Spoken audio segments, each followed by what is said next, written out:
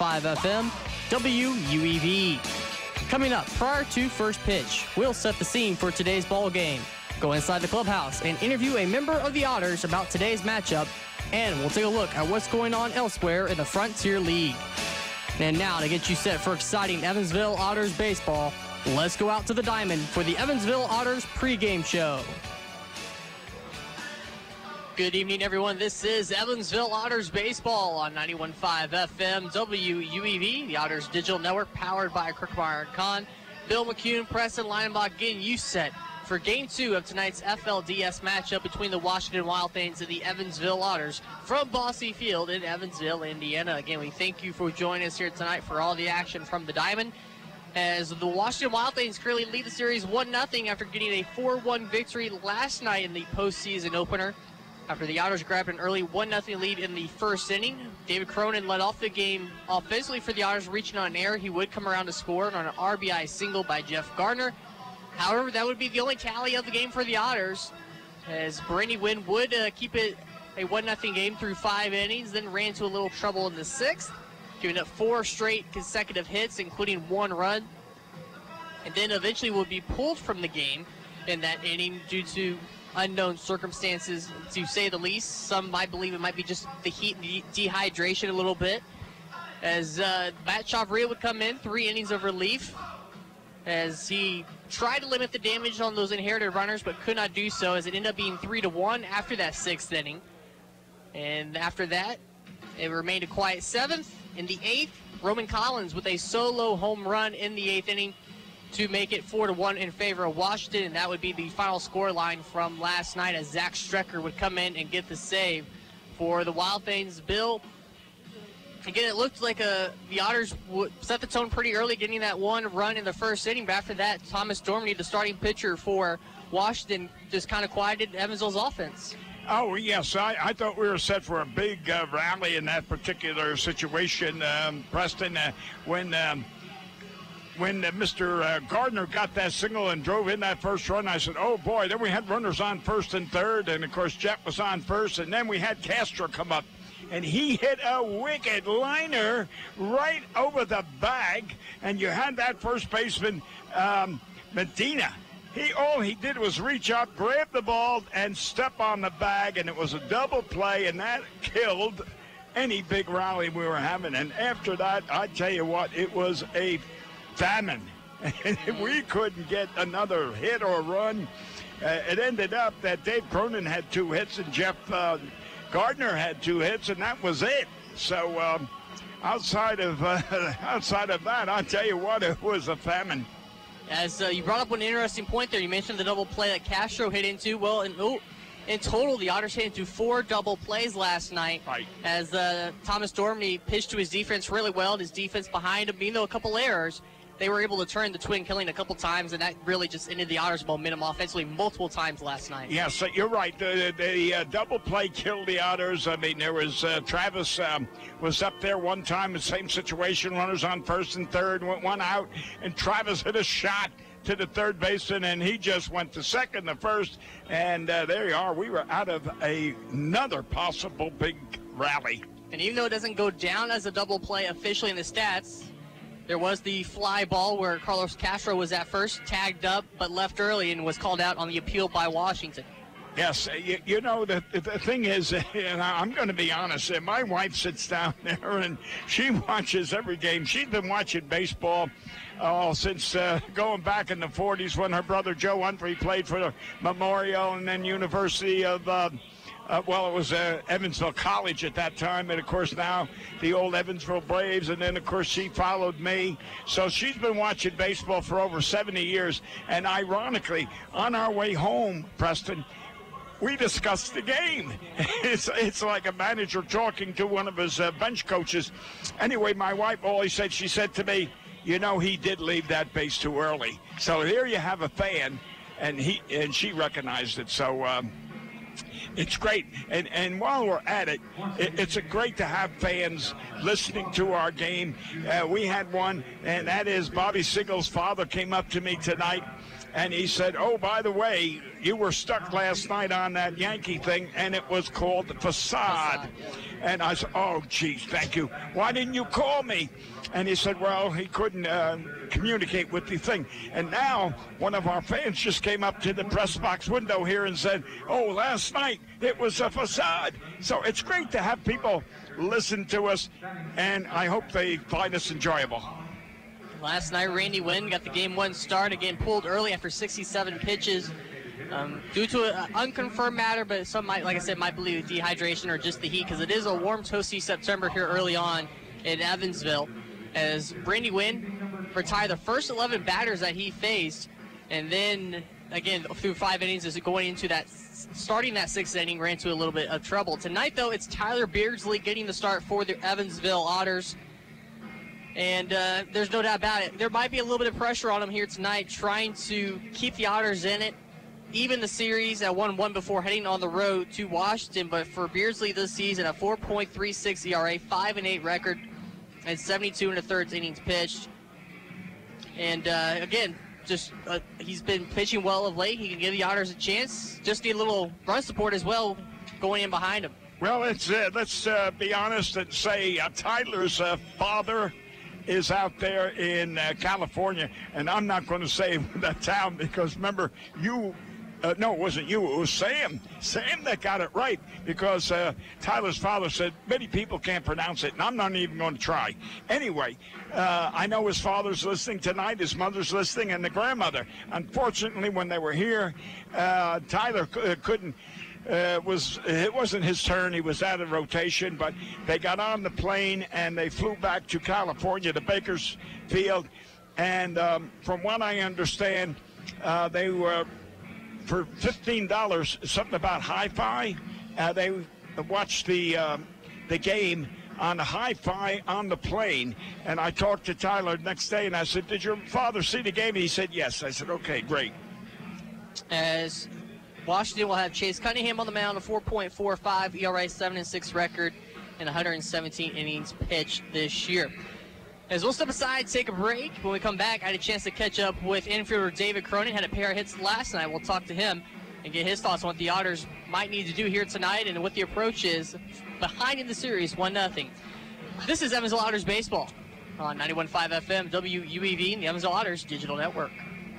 Hi, I'm Bill Morgan of Bill Morgan Roofing and Construction. I've built a reputation of doing quality work that will stand the test of time. We didn't get here by knocking on doors, talking gibberish, or trying to be the lowest bid. You don't like to be sold to, and that's not what we do. My philosophy is simple: treating your home like it's my own, from start to finish. For roofing, gutters, siding, give us a call at Bill Morgan Roofing and Construction. Roofing the right way. 812-499-5892 or BillMorganRoofing.com. The second annual Lincolnshire Front Porch Festival will take place on Sunday, September 30th at 3 p.m. The unique architecture in this neighborhood, which is bracketed by St. Ben's Cathedral and Bosse High School, provides a vibrant setting for this event. Local music will be featured from the front porch of historic Lincolnshire with a variety of food vendors throughout the area. For more information, LincolnshirePorchFest@gmail.com or call 812-488-2878.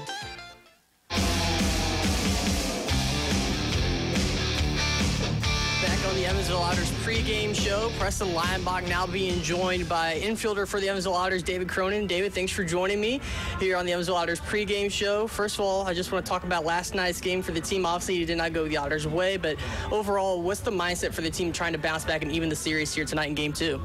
We just got to keep doing what we've been doing these last 2 or 3 weeks, you know. Yeah, we lost yesterday, but we're still pretty confident the way we played in baseball yesterday. And, you know, tipped your cap to the pitcher who threw last night for them. He was pretty good, and he shut us down. And our offense has been pretty explosive for the last 2 to 3 weeks. So, like I said, we're not too worried about it. We're just going to go out there and play our best today. And for you specifically, you talking about explosive offense, you've been swinging a really good bat the last couple of weeks. What's it been like for you trying to just get that average climb back up and go into the playoffs playing as well as you have? You know, it's been a lot of fun. You know, I'm just trying to keep it simple, just seeing the ball and having good at-bats. You know, being at the top of the order with guys like Ryan and Harrison and Jeff behind you, you just got to find a way to get on base. And, you know, I've been getting on base by, having good at-bats, walking a lot, getting my hits. So just trying to keep it simple, not try to do too much and let the guys behind me drive me in. With a pair of hits last night against a very good pitcher in Thomas Dorminey for Washington, what did you take in your approach at the plate in order to get those 2 hits off of him? Just trying to see his pitch as well. When I first faced him in Washington, I had 4 really bad at-bats. He struck me out twice, and I had 2 little nubblers back to the shortstop. And, with his stuff being that good, I just trying to get a pitch that I can handle and just kind of grind out those at-bats. I think all 3 at-bats I had 2 strikes on me, and I was just trying to find a way to put the ball in play, and, luckily I was able to and get on base.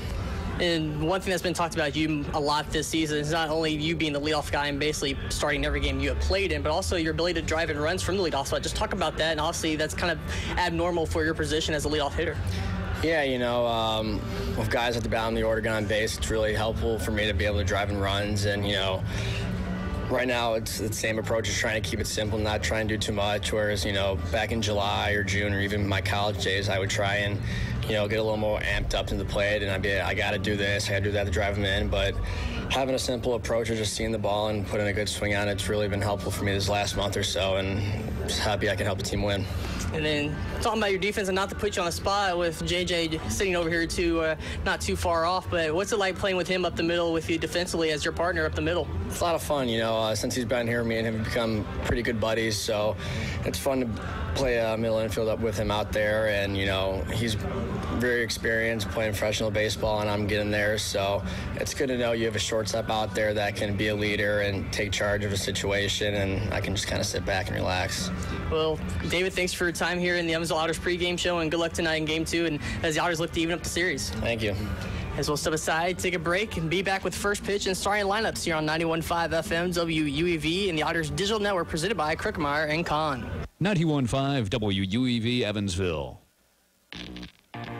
It's time for Evansville Otters baseball on 91.5 FM WUEV. 3-1. Long. Toward right. Toward the corner. Toward the foul pole and over the wall. Fair. Home run for Ryan Long. High in the air to right field, pretty deep. Jones going back at the track at the wall. He jumps. It is out of here. A grand slam for Jeff Gardner. Don't forget, Otters fans, you can catch every Evansville Otters broadcast on 91.5 FM WUEV, online at evansvilleotters.com, and through the WUEV mobile app. The Otters take Game 5 by a score of 1-0, and they are the 2016 Frontier League champions. Now, let's go out to the diamond for all of the exciting action.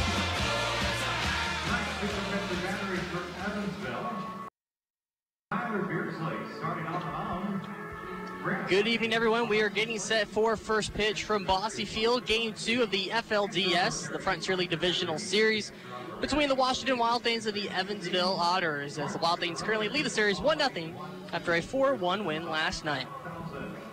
Tyler Beardsley on the mound. He'll get the start for the Evansville Otters. And once again, the numbers for Tyler Beardsley: 4.36 ERA, 5-8 records, 72 1/3 this season, with 50 strikeouts. Behind the plate, it'll be Brant Whiting, the pitcher-catcher battery for Evansville. Brought to you by The Answer Auto Repair East. Find your battery needs at The Answer Auto Repair East, located at 2319 North Green River Road, or call 812-475-9000. May I make a correction in front of myself? Paul Mattingly back at the station corrected me. It wasn't hi-fi, it's Wi-Fi. And I'm sorry, ladies and gentlemen out there in Ottersville. People live and breathe on Wi-Fi these days. As the first pitch of Game 2, right at 6:35, called a strike down the middle to James Harris, leading off for Washington. Beardsley set and deals the 0-1, left center. The diving play by Hunter Colin could not come up with it as it squeaked by to the Ritzy sign in left center. Harrison there to back it up and get it in, but Harris with a leadoff double for the Wild Things. For a minute there, I thought Hunter had that, and I was going to say, what a catch, but I didn't see it get by him. But anyway, Tyler's got a hard road to travel now. No outs. The leadoff batter getting a double. As now we'll take a look at the full starting lineup for Washington. Leading off against center field now with a double, James Harris. Batting second in left field, Roman Collins. Batting third at first base, Raydell Medina. Batting cleanup in right field, Hector Roa. Batting fifth at second base, Carter McEachern. Batting sixth behind the plate catching, Kyle Pollock. Batting seventh at shortstop, a change tonight. It's Ryan Cox getting the start. As the DH batting eighth, it's Chase Simmons once again. And batting ninth at third base, Dom Euro for Washington. With Collins at the plate, the 1-0 count. 2-0 as that one down inside, and new baseball will be tossed out to Beardsley. And again, the starting lineup's brought to you by Mr. Quick Pick, here to provide you the roadside service you deserve. Call Mr. Quick Pick at 812-496-2321. There's a strike from Beardsley, moves the count to 2 balls, 1 strike. There's no need for sunglasses tonight. There's no sun shining. It's a beautiful, beautiful night for baseball. Come on out. We just started the game. Count moves to 3-1 as that one tails away outside the zone. Collins hit .298 this year. Kind of killed us last night. He had that solo shot to kind of just put the icing on the cake in that 8th inning, and now he takes a walk. So the first two have reached against Beardsley here for Washington. All right, and tonight, again, we have 3 umpires for the playoffs with the first base, third base lines, and now the third base umpire moves out to the center of the field to cover the play more closely. And in attendance tonight is also the commissioner of the Frontier League, Mr. Bill Lee, who will be visiting us in the 4th inning.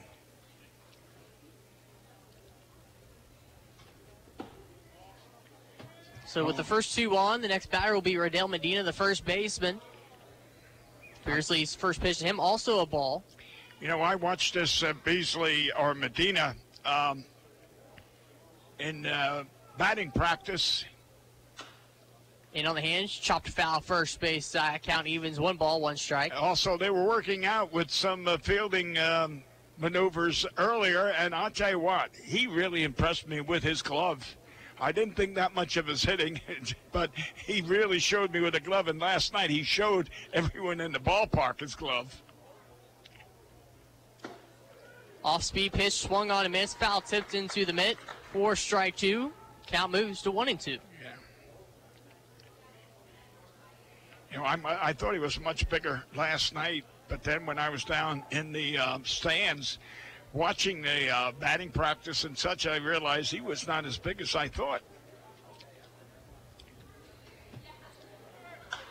Runner started to go, fouled off toward the left field picnic, and he'll get down out of play. And that would have been a very successful double steal. That runner on second, Mr. Harris, he was nearly on third base before the ball ever reached the batter.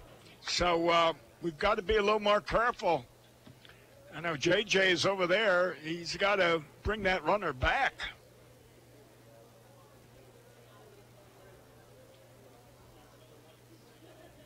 Swung on and missed. A strikeout for Beardsley. Boy, did he need that one after the first two got on base. And there's the first out on the board, the ever so important first out of the game. I'll say, now you've got a situation of a double play, just like last night when we were in this position. They got out with a double play. It's hopefully that Tyler can execute a ground ball, and we can go to the bench with a 0-0 score. So with the strikeout, Hector Roa, the cleanup batter, now steps in from the right side as Beardsley gives a little look back to second, stepping off. I'll tell you, if I was catching right now, Preston, I would give the sign down there to Mr. Castro. I'll let this play go. And it's fouled back, 0-1. I would give a pickoff sign down there to Mr. Castro that I would be throwing the ball back to him and try to catch that guy with a big lead off first base. Try to catch him napping behind, throw it behind him? Yes, I would. It's definitely a possibility for Whiting. Look at that lead. But Castro's playing so far behind first base. Well, that's why you give a sign. And, you're calling for possibly a breaking pitch so that you're in the motion of already throwing to first base. So you're looking for a ball low and outside, and Castro would be coming. This next pitch from Beersley. Call the ball to even the count. 1 ball, 1 strike. Yeah, Castro would be running just as the ball's released from the pitcher. He'd be running over to cover first, so that bang, bang. That's why Castro's got to give the sign back. Yes, I recognize. He did go around, yes. Yes, he It'll did. be 1-2 after a little check swing from Rowick, called a strike.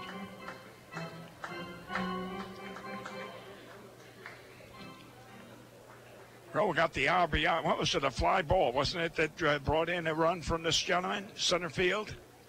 Deep center field, if I may say. 1-2 the count. Beersley looks back to second, holds the glove at the belt. That's it. He went. He gets Yes, called he out on did. strikes. Kind of a slow call there. We had to kind of wait just to make sure, but back-to-back strikeouts for Beersley. It was identical. The batter executed the same motion on both plays that the umpire called strike. So Beasley looks good. May just get the nerves out of the way with those first 2 at-bats. Yeah. So with 2 on, 2 down, Carter McEachern from the left side. He looks at ball 1 outside the fastball, and it's 1-0 as McEachern, again, bats from the left side without the batting gloves. Yeah, I watched this guy in batting practice. He hit the ball pretty solidly. The 1-0 pitch. Down and away, missing toward the low outside corner. 2-0 the count now.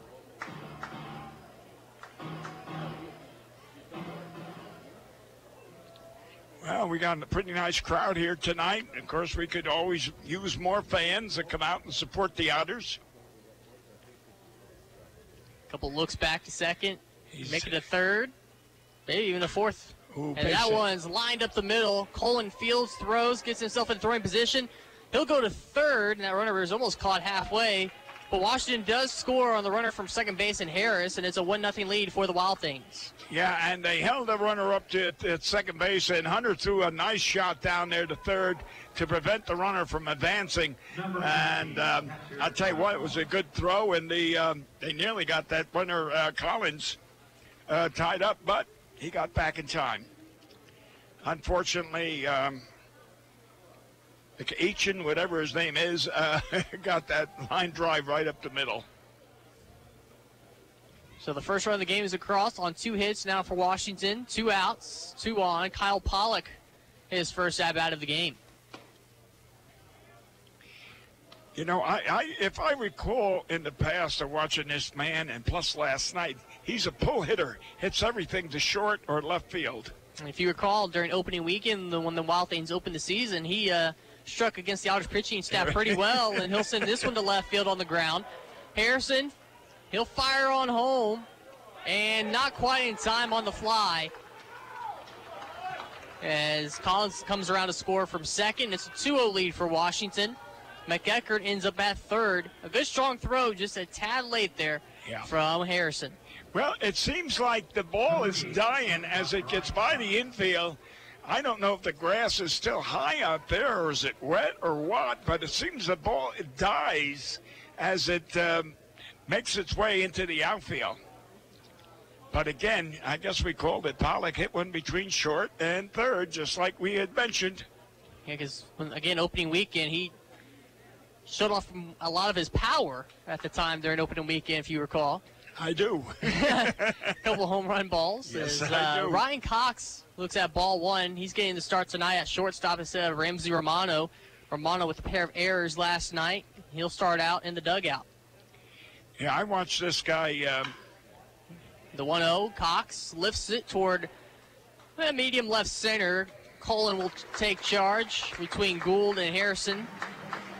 And he'll make the catch for out number 3. But 2 runs come across for Washington in the top of the first. They lead 2-0 as the Otters will come to bat right after this on 91.5 FM WUEV and the Evansville Otters Digital Network.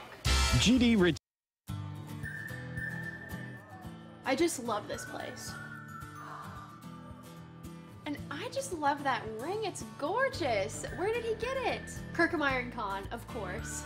For the engagement ring that will have everybody talking, look no further than Kirkemeyer & Kahn. With incomparable selection, quality, and service, Kirkemeyer & Kahn is the only choice for the ring that will last a lifetime. Kirkemeyer & Kahn, your lifetime jewelers. So, everybody's talking about the ring. It's pretty great, huh? Pretty great. It's amazing. You gotta tell me, man. Where'd you get it? Kirkemeyer & Kahn, of course. For the engagement ring that will have everybody talking, look no further than Kirkemeyer & Kahn. With incomparable selection, quality, and service, Kirkemeyer & Kahn is the only choice for the ring that will last a lifetime. Kirkemeyer & Kahn, your lifetime jewelers. So let's see it. I absolutely love it. He did a fabulous job picking it out. I couldn't be happier. Well, I had a lot of help. I bet I know where it came from. Kirkemeyer & Kahn, of course. For the engagement ring that will have everybody talking, look no further than Kirkemeyer & Kahn. With incomparable selection, quality, and service, Kirkemeyer & Kahn is the only choice for the ring that will last a lifetime. Kirkemeyer & Kahn, your life.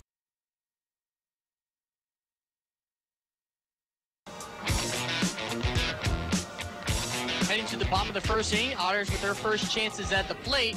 And the Otters are already down 2-0 as this is Evansville Otters baseball. 91.5 FM WUEV, the digital network as well, powered by Kirkemeyer & Kahn. Bill McCune, Preston Leinenbach here with you for tonight's call. As Chase Cunningham will be on the mound for Washington. For Cunningham this year, 4.45 ERA, 7-6 record in 20 starts, 117 innings pitched, and 63 strikeouts. How many? 63. 63. He also, and compare that to his strikeout to walk ratio, had given up 49 walks this year.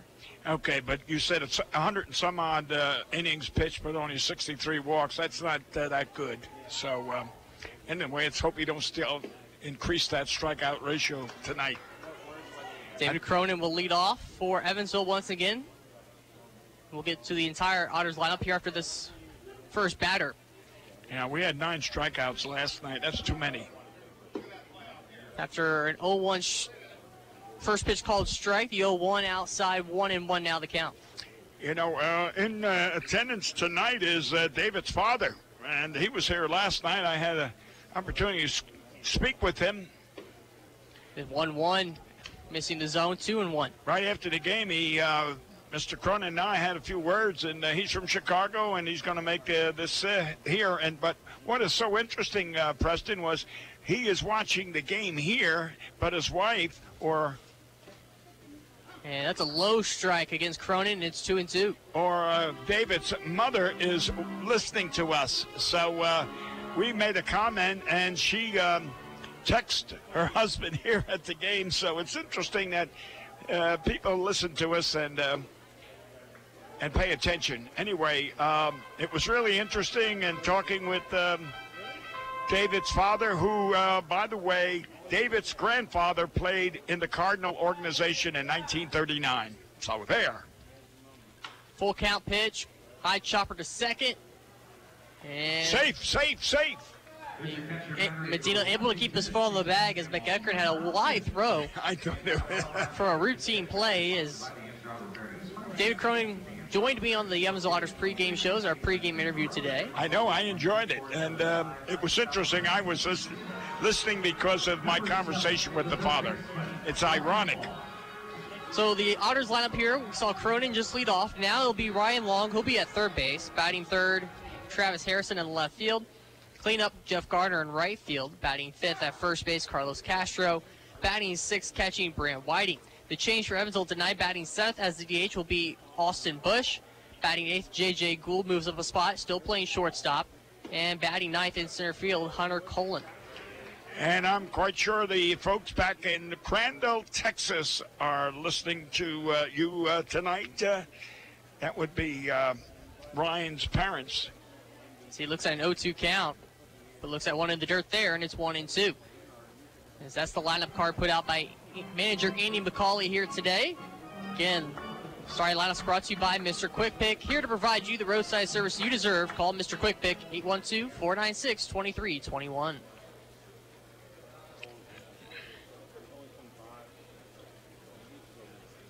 The 1-2 down low, same identical pitch, but this time long swings and misses for the strikeout. And there's 2 up, 2 down for the Otters in the bottom of the first. Oh, we got to get some men on board so that someone can drive them in, and we couldn't ask for a better batter than Travis Harrison, who really puts the wood to the ball. Well, there's no doubt about it. Looking at especially last night's box score, the Otters need hits from Long and Harrison in the 2-3 spots. Both went 0 for last night. They did get on base, but again, got to get hits out of those guys. That's right. Well, especially when Travis, and again, we know he didn't deliberately hit into a double play, but, you know, at that situation, we had runners on first and third, and unfortunately, it was a shot hit to the third baseman. An easy double play. Boom, boom, boom. Low strike call that the Otters didn't like. 0-2 the pitch. Taken in the dirt as Drew Ashcraft is behind the plate calling the balls and strikes. Mike Fichter is down at the first base side. And John Hastings down at the third base side, our umpires tonight. As the 1-2 missing outside the zone, Harrison lays off 2-2 with 2 outs.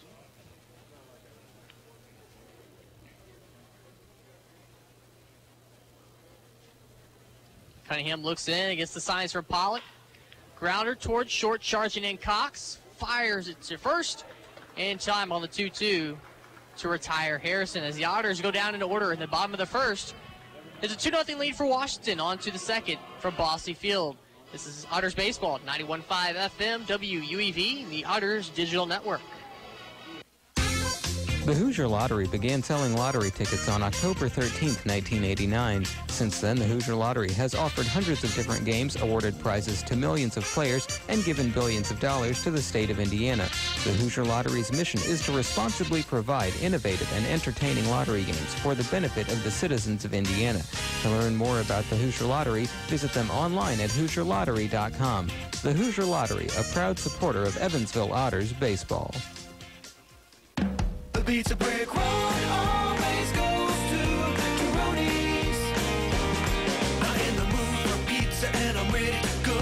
The Pizza Brick Road goes to Tyroni's. So follow me down the Pizza Brick Road. Road down to Tyroni's. The Pizza Brick Road. The Pizza Brick Road always goes to Tyroni's.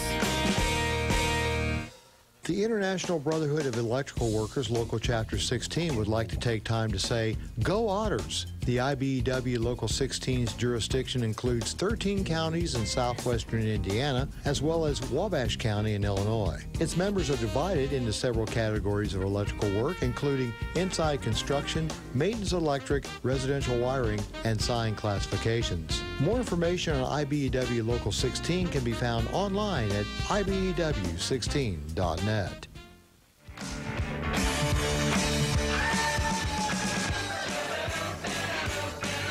Through the first inning, it's 2-0 Washington. In terms of the score, they lead the series 1-0 over Evansville.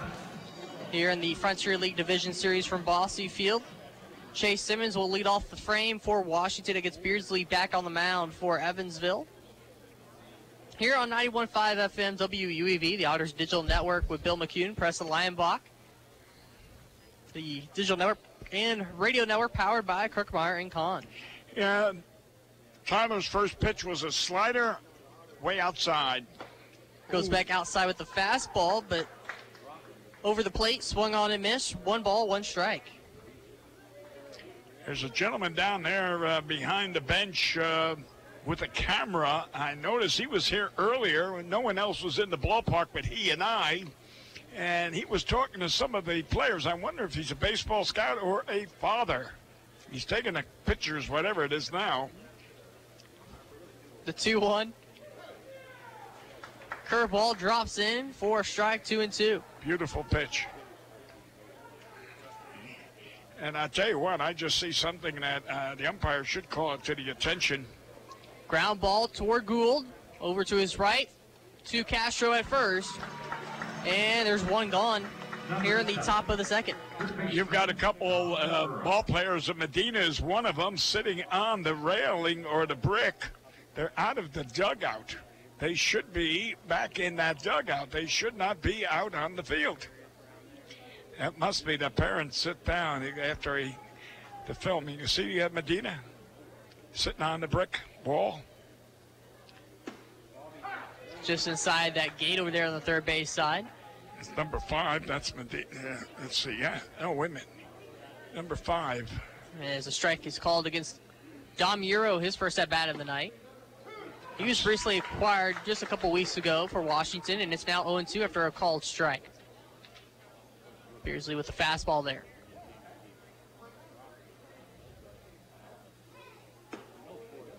Goes back to the old number 1, but misses outside. 1-2.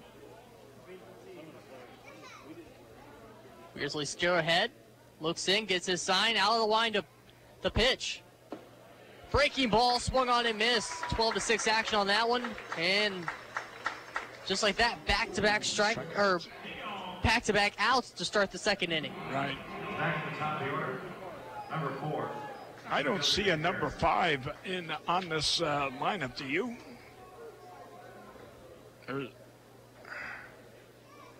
I do not. And it's a number 5 anyway. Could be a player wearing an alternative jersey. Could be a player on the disabled list who still made the trip with the team. Ooh. As Harris grounds along at third, who rifles one across the diamond. 5-3 on the putout to end the top of the second. 1-2-3 inning for Beardsley. We go to the bottom half. 2-0 lead for Washington here on 91.5 FM WUEV and the Otters Digital Network. I just love this place. And I just love that ring. It's gorgeous. Where did he get it? Kirkemeyer & Kahn, of course. For the engagement ring that will have everybody talking, look no further than Kirkemeyer & Kahn. With incomparable selection, quality, and service, Kirkemeyer & Kahn is the only choice for the ring that will last a lifetime. Kirkemeyer & Kahn, your lifetime jewelers. So, everybody's talking about the ring. It's pretty great, huh? Pretty great. It's amazing. You gotta tell me, man. Where'd you get it? Kirkemeyer & Kahn, of course. For the engagement ring that will have everybody talking, look no further than Kirkemeyer & Kahn. With incomparable selection, quality, and service, Kirkemeyer & Kahn is the only choice for the ring that will last a lifetime. Kirkemeyer & Kahn, your lifetime jewelers. So let's see it. I absolutely love it. He did a fabulous job picking it out. I couldn't be happier. Well, I had a lot of help. I bet I know where it came from. Kirkemeyer & Kahn, of course. For the engagement ring that will have everybody talking, look no further than Kirkemeyer & Kahn. With incomparable selection, quality, and service, Kirkemeyer & Kahn is the only choice for the ring that will last a lifetime. Kirkemeyer & Kahn, your lifetime jewelers.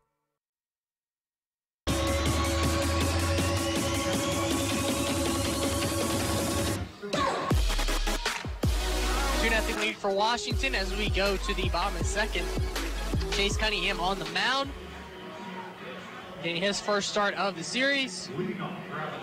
As it'll be Jeff Gardner to lead off for Evansville. Gardner, Castro, and Whiting due up for the Otters. And I made a mistake in that last inning. It wasn't number 5 sitting on that brick wall. It was 15 who was out there in right field. So it was the first baseman and the right fielder. So I'll make my clarification. First pitch to Gardner from Cunningham. Strike one called. With the fastball just below the belt outside, and it's 0-1.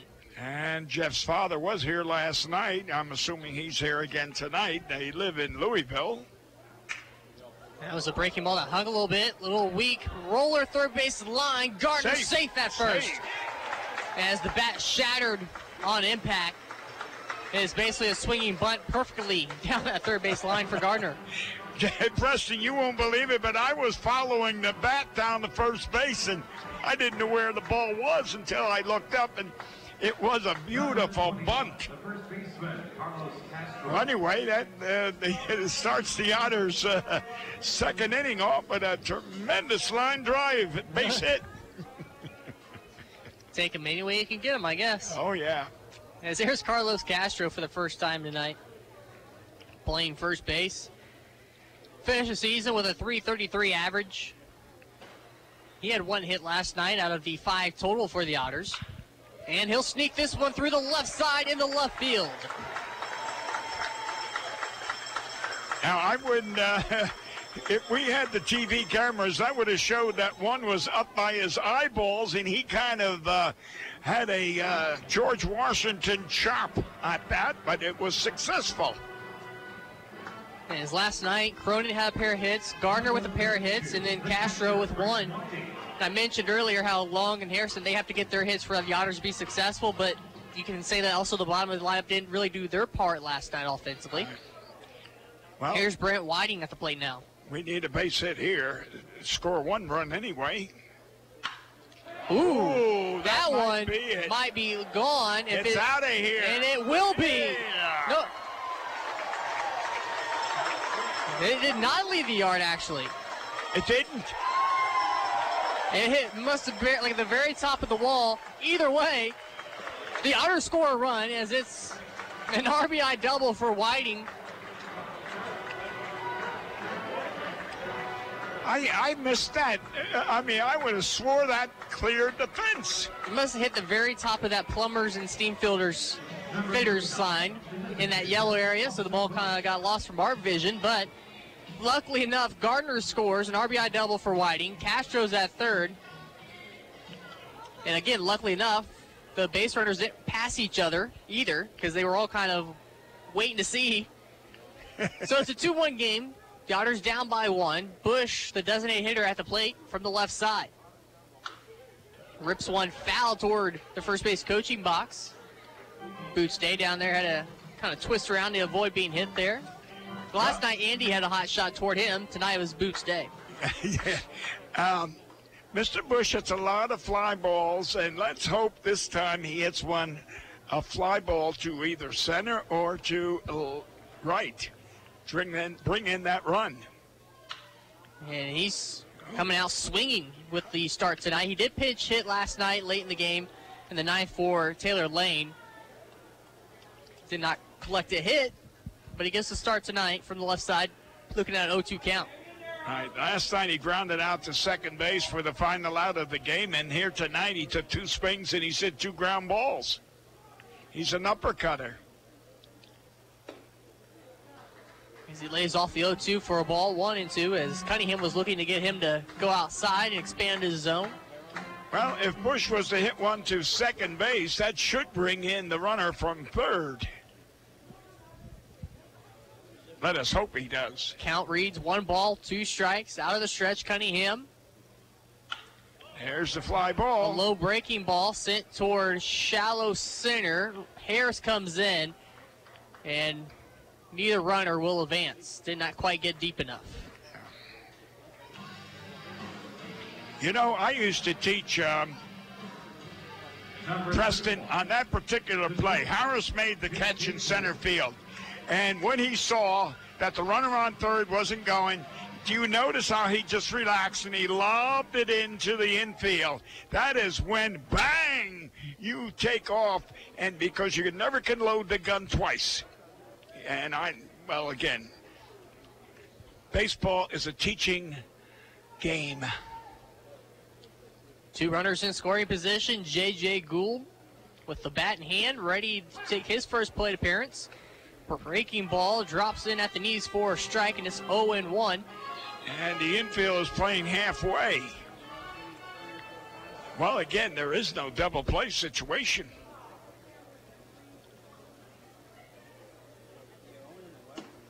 Strike 2. This time a little bit more up and in, and it's getting 0-2 in favor of Cunningham.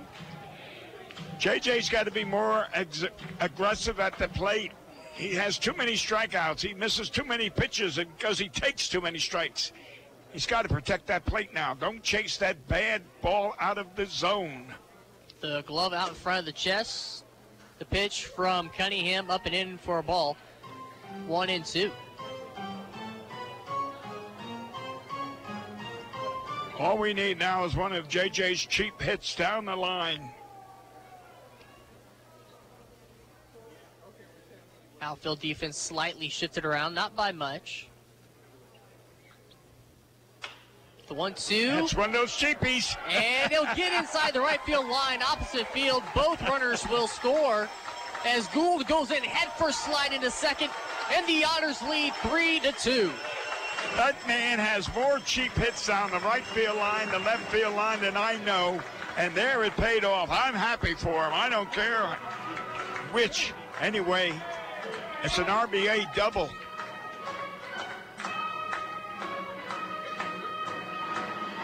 You know, in all the games that I've seen JJ play, I've only seen him hit one ball that went out to the Ritzy sign, which was about 385 feet, and that's the only ball that I ever seen him hit solidly. Other than that, he produces RBIs, though. Just hit them where they're not. That's what he does. Hunter Colin, again, Gould and Colin switching spots in the order from last night in the 8-9 spots. Batting ninth, Colin, and he'll foul off the first pitch he sees. Choose the best. And never regret it. So the Otters offense, and again, that bottom part of the order producing here, being aggressive in their first plate appearance against Cunningham. They're not wasting any time to see what he has or may take a pitch or two. They are coming out swinging. The 0-1. Fouled at the plate, 0-2. I'll tell you what, JJ, here comes this. This is one of our loyal fans right here. Say hello. That's a good hello. One of our loyal fans just turned 5 or 6 last week. Gould takes his lead at second with 1 out. Ooh, what happened? Late time call. We saw that last night. And Preston, look where the second baseman is. Look where the shortstop is. JJ could literally just trot down the third base.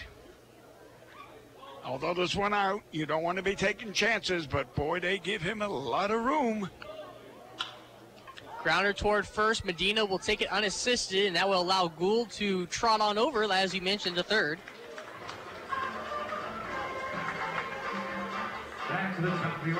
Back to the top of the lineup with Cronin. Ground out to second, his first time up. So now we know that David Cronin comes from a professional background. His grandfather played Class D, 1939, and was drafted in the Second World War. Came back, he was 27. It was too old to pursue his baseball career. He started a family. And on the hands, grounder to Medina first, and he'll take it unassisted to end the inning. But the Otters score 3 runs here in the bottom of the second, and the Otters lead 3-2 here in Game 2 of the FLDS from Bosse Field. This is Evansville Otters Baseball, 91.5 FM, WUEV, and the Evansville Otters Digital Network.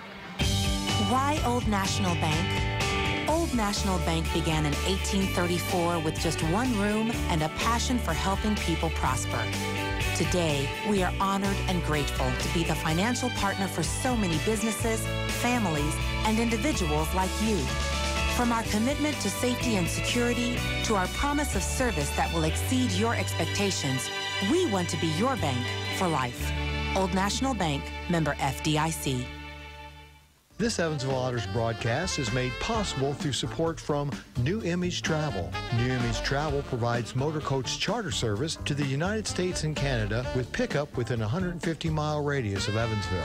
A full list of New Image Travel's offerings can be found online at newimagecharter.com. New Image Travel can be reached toll-free at 1-800-432-6213.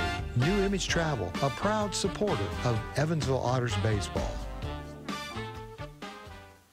The Tri-State Area Marathon service stations are proud supporters of the Evansville Otters. Marathon has over 5,100 Marathon-branded stations nationwide, and a full list of area Marathon stations and a list of daily gas prices are available online at mymarathonstation.com. Marathon provides products which support commercial, industrial, and retail operations. Marathon's slogan is fueling the American spirit.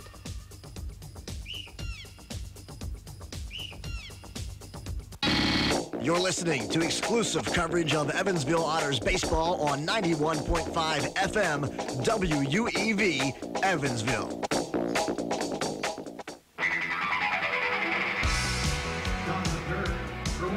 3-2 lead for the Otters. 2 runs by Washington in the top of the first, the 3 for the Otters in the bottom of the second. And it's 3-2, Otters leading. Top of the third inning we go from Bosse Field. Here on 91.5 WUEV. The Otters Digital Network powered by Crookermeyer and Kahn, Bill McCune, Preston Leinenbach. Roman Collins the leadoff for Washington. Tyler Beersley, the starting pitcher for Evansville, on the mound. And he'll pump home a strike, and it's 0-1.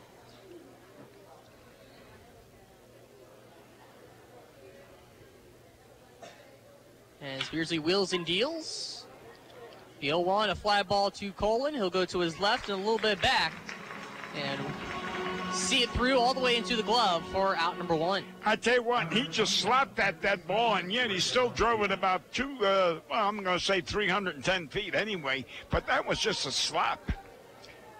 So I'll bring up the third place hitter in Rodell Medina. You mentioned his defense. He made a couple outs unassisted in that last half inning. I tell you, he's got a good glove, and I watched him scoop up those balls. They were working that new shortstop out, Mr. Cox, and he was scooping some out of the dirt, and there was one, I tell you, really was a great play he made. But anyway, he had a great glove, and then I watched him in batting practice, and I'm sorry he didn't impress me with the bat. As after a foul ball, the next pitch outside the zone, 1-1. Beardsley out of the windup. Fastball low and away for ball 2. There was one guy that I was watching that was roaming around the stands with the metal cleats on, and he had one of those Indian haircuts, mohawks, and a big chain around his neck. And I was surprised that they all were, not all, there were 10 of them I counted, that had those sweatshirts, but they had the sleeves cut off. And this guy was a big guy, but he didn't hit well at all. And it's the 2-2 fouled away. I think I'm trying to look to see if I don't see anyone down there with that haircut. For Washington, I think they're kind of embracing the wild thing. Okay, you know? Now I do. I think he's number 11 down there, or 21. Trying to have a wild look about them, as most of them have been coming in with like headbands or bandanas, should I say. And as you mentioned, the cut-off sleeves. Yeah. The 2-2, a flare out to center field for a base hit for Medina. Yeah, he didn't impress me with the hit either, but Medina, just again, he slapped at that ball, and he placed one out there in short center. So they're slapping at the ball. They're not taking big cuts. So a one-out single for Medina, and Hector Roa, who's 0 for 1 tonight. The strikeout, first pitch he sees here, called a strike on the outer half from Beardsley. Otters looking to at least get a split here at home before heading on the road tomorrow, and then playing 3. Hopefully, if the Otters can win tonight, we'll just play 2 to win the series Friday and Saturday from Washington. We'll have those games for you here on WUEV 91.5 FM. Well, one of the digital cameramen, Jerome, said we're going to win 3 in a row, so that'll be tonight and 2 over there in Washington. Foul back to the netting, 0-2 the count still. And you'll be there to call them. I will. We depart tomorrow afternoon from Evansville. Going down 64 to Louisville, over to Cincinnati, through Columbus, Ohio, down to Wheeling, West Virginia, and then to Washington, Pennsylvania. I've made that trip many, many, many times. Only I went beyond Washington. I passed Washington. The ballpark is right off Interstate 70. The 0-2's right in the middle. He's they out. Got him with a double play. Strike him out and throw him out with a throw behind the runner at first. As Roa swings and misses, and Medina is picked off. And that will end the frame with a bang for the Evansville Otters. What a play. That's what I was talking about. They take a big lead. Boom. Get them out of there. 3-2 lead for the Otters to the bottom of the third here on 91.5 WUEV. I just love this place. And I just love that ring. It's gorgeous. Where did he get it? Kirkemeyer & Kahn, of course. For the engagement ring that will have everybody talking, look no further than Kirkemeyer & Kahn. With incomparable selection, quality, and service, Kirkemeyer & Kahn is the only choice for the ring that will last a lifetime. Kirkemeyer & Kahn, your lifetime jewelers. So, everybody's talking about the ring. It's pretty great, huh? Pretty great. It's amazing. You gotta tell me, man. Where'd you get it? Kirkemeyer & Kahn, of course. For the engagement ring that will have everybody talking, look no further than Kirkemeyer & Kahn. With incomparable selection, quality, and service, Kirkemeyer & Kahn is the only choice for the ring that will last a lifetime. Kirkemeyer & Kahn, your lifetime jewelers. So let's see it. I absolutely love it. He did a fabulous job picking it out. I couldn't be happier. Well, I had a lot of help. I bet I know where it came from. Kirkemeyer & Kahn, of course. For the engagement ring that will have everybody talking, look no further than Kirkemeyer & Kahn. With incomparable selection, quality, and service, Kirkemeyer & Kahn is the only choice for the ring that will last a lifetime. Kirkemeyer & Kahn, your lifetime jewelers.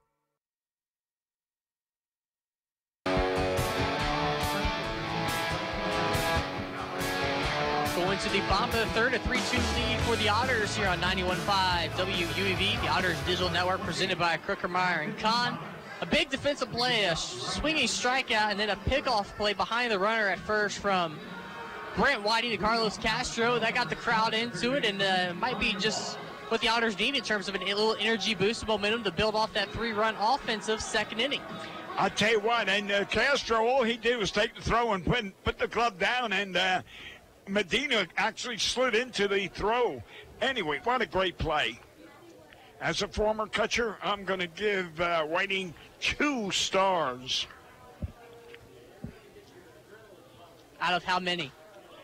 Out of 4. Oh, okay. As long at the plate to lead off. First pitch ball, fouls away. 1 ball, 1 strike. Whiting did catch runner stealing last night as well. I know he did. A perfect throw. Yes, it was a perfect throw. He got 1 star for that. But when you pick a man off, that is super. The 1-1. Bounce about 3-4 feet in front of home plate. And it's 2-1 to count. You know I'm bragging when I say it. Travis Jackson, one of the greatest managers I ever played for, a Hall of Famer. 2-1, also low, 3-1. Said that I had the greatest pickoff of runners on first base he ever saw, and that was, all his years of managing and coaching and playing in the majors. That was a great tribute to me. And it's a walk to Long, so he'll take his spot down at first base with a leadoff walk. Well, Bill, I'll put it this way. You said you don't mean to brag, but... I am. Oh. Toot your horn if no one else will, right? Oh, that's it. But the point is, when you love to do something, you get good at it. I'd love, as I was talking to Bobby Siegel's father, he was telling me about being a catcher. Bobby was a catcher, and he said he loved to block the plate. And I said, oh, that is the greatest thing a catcher can do is bang, bang, to have someone come in and, and then get up and say, hitting you was like hitting a steel bridge. Oh, my God, it was great. Those are compliments you can't pass on. Yeah, it's Travis Harrison at the plate, looks at a 1-0 count, and then a throw over by Cunningham. And the other day, before Sam left, we were watching the Oakland Athletics play the New York Yankees. And Jonathan Leroy, the catcher for the Athletics, the broadcaster, were talking about how even with no runners on base, if there's a ball in the dirt, he's going to do his best to still block it just so he can mentally prepare himself. As this ball gets away, almost hits Harrison, and that will allow Long to take second on the wild pitch. But even with no runners on base, he still has a mentality of blocking those breaking balls in the dirt and try to keep them in front just to prepare himself for when there are runners on base. Exactly. Any balls in the dirt, you block because, again, you never know the situation could advance a runner. So you practice. That is a practice situation. You're right. I agree with him. The 2-0 to Harrison, fouled away, swinging toward the first base side, out of play. That shows you have good agility and good reflexes and a good heart. You know, one thing about being a catcher is you can't be afraid of getting hurt. If you're afraid to break a bone, don't catch.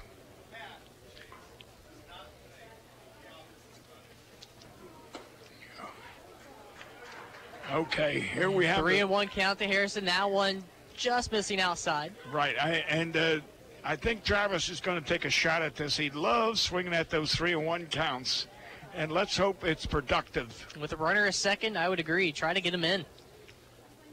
After last night's anemic offense, after that first inning, why not? After a swing and a miss there from Harrison, the count runs full. He just pulled the string on Travis. It was an off-speed curveball, low and outside. And Travis, it must have looked like a grapefruit. So now the count's full, no one out. Long at second after a walk in a wild pitch. Cunningham looks back to that second base runner, and Long, the pitch home. Breaking ball kind of hung up a little bit. Harris catches it. Long slipped halfway between second and third, but able to get back at second base. I tell you what, but Travis slammed that one, and unfortunately was a line drive that you hung up there. Otherwise, I think we would have had. I don't think Ryan could have scored if it took a one hop, because it was too hard. And Ryan had to wait until, he seen that it wasn't caught. So that hurt the Otters. But anyway, Travis really slammed it. Garner at the plate now for the second time. Missing high is Cunningham on the mound. That one upstairs 1-0. As Garner had a single in the second inning that would come around to score. Yeah, we need this runner that's on second. We need as many runs as we can get. Out of the stretch, Cunningham. A little peek back a second. The pitch home. An inside-out swing that's popped up from Garner. Shallow left. The shortstop, Cox, going back over the shoulder a little bit. Makes the catch. It's up to Castro. He got a base hit the last time. Let's hope he gets one again this time. Castro, when he came back off that DL, he was, what do you have, like 6 or 7 games in a row that he got 2 or more hits. First baseman Carlos Castro.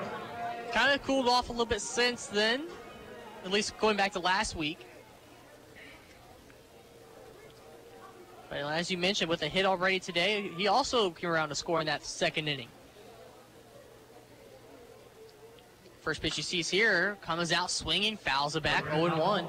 And look where that shortstop, Mr. Cox, is playing. And look at the second baseman, McCutcheon or McEachern.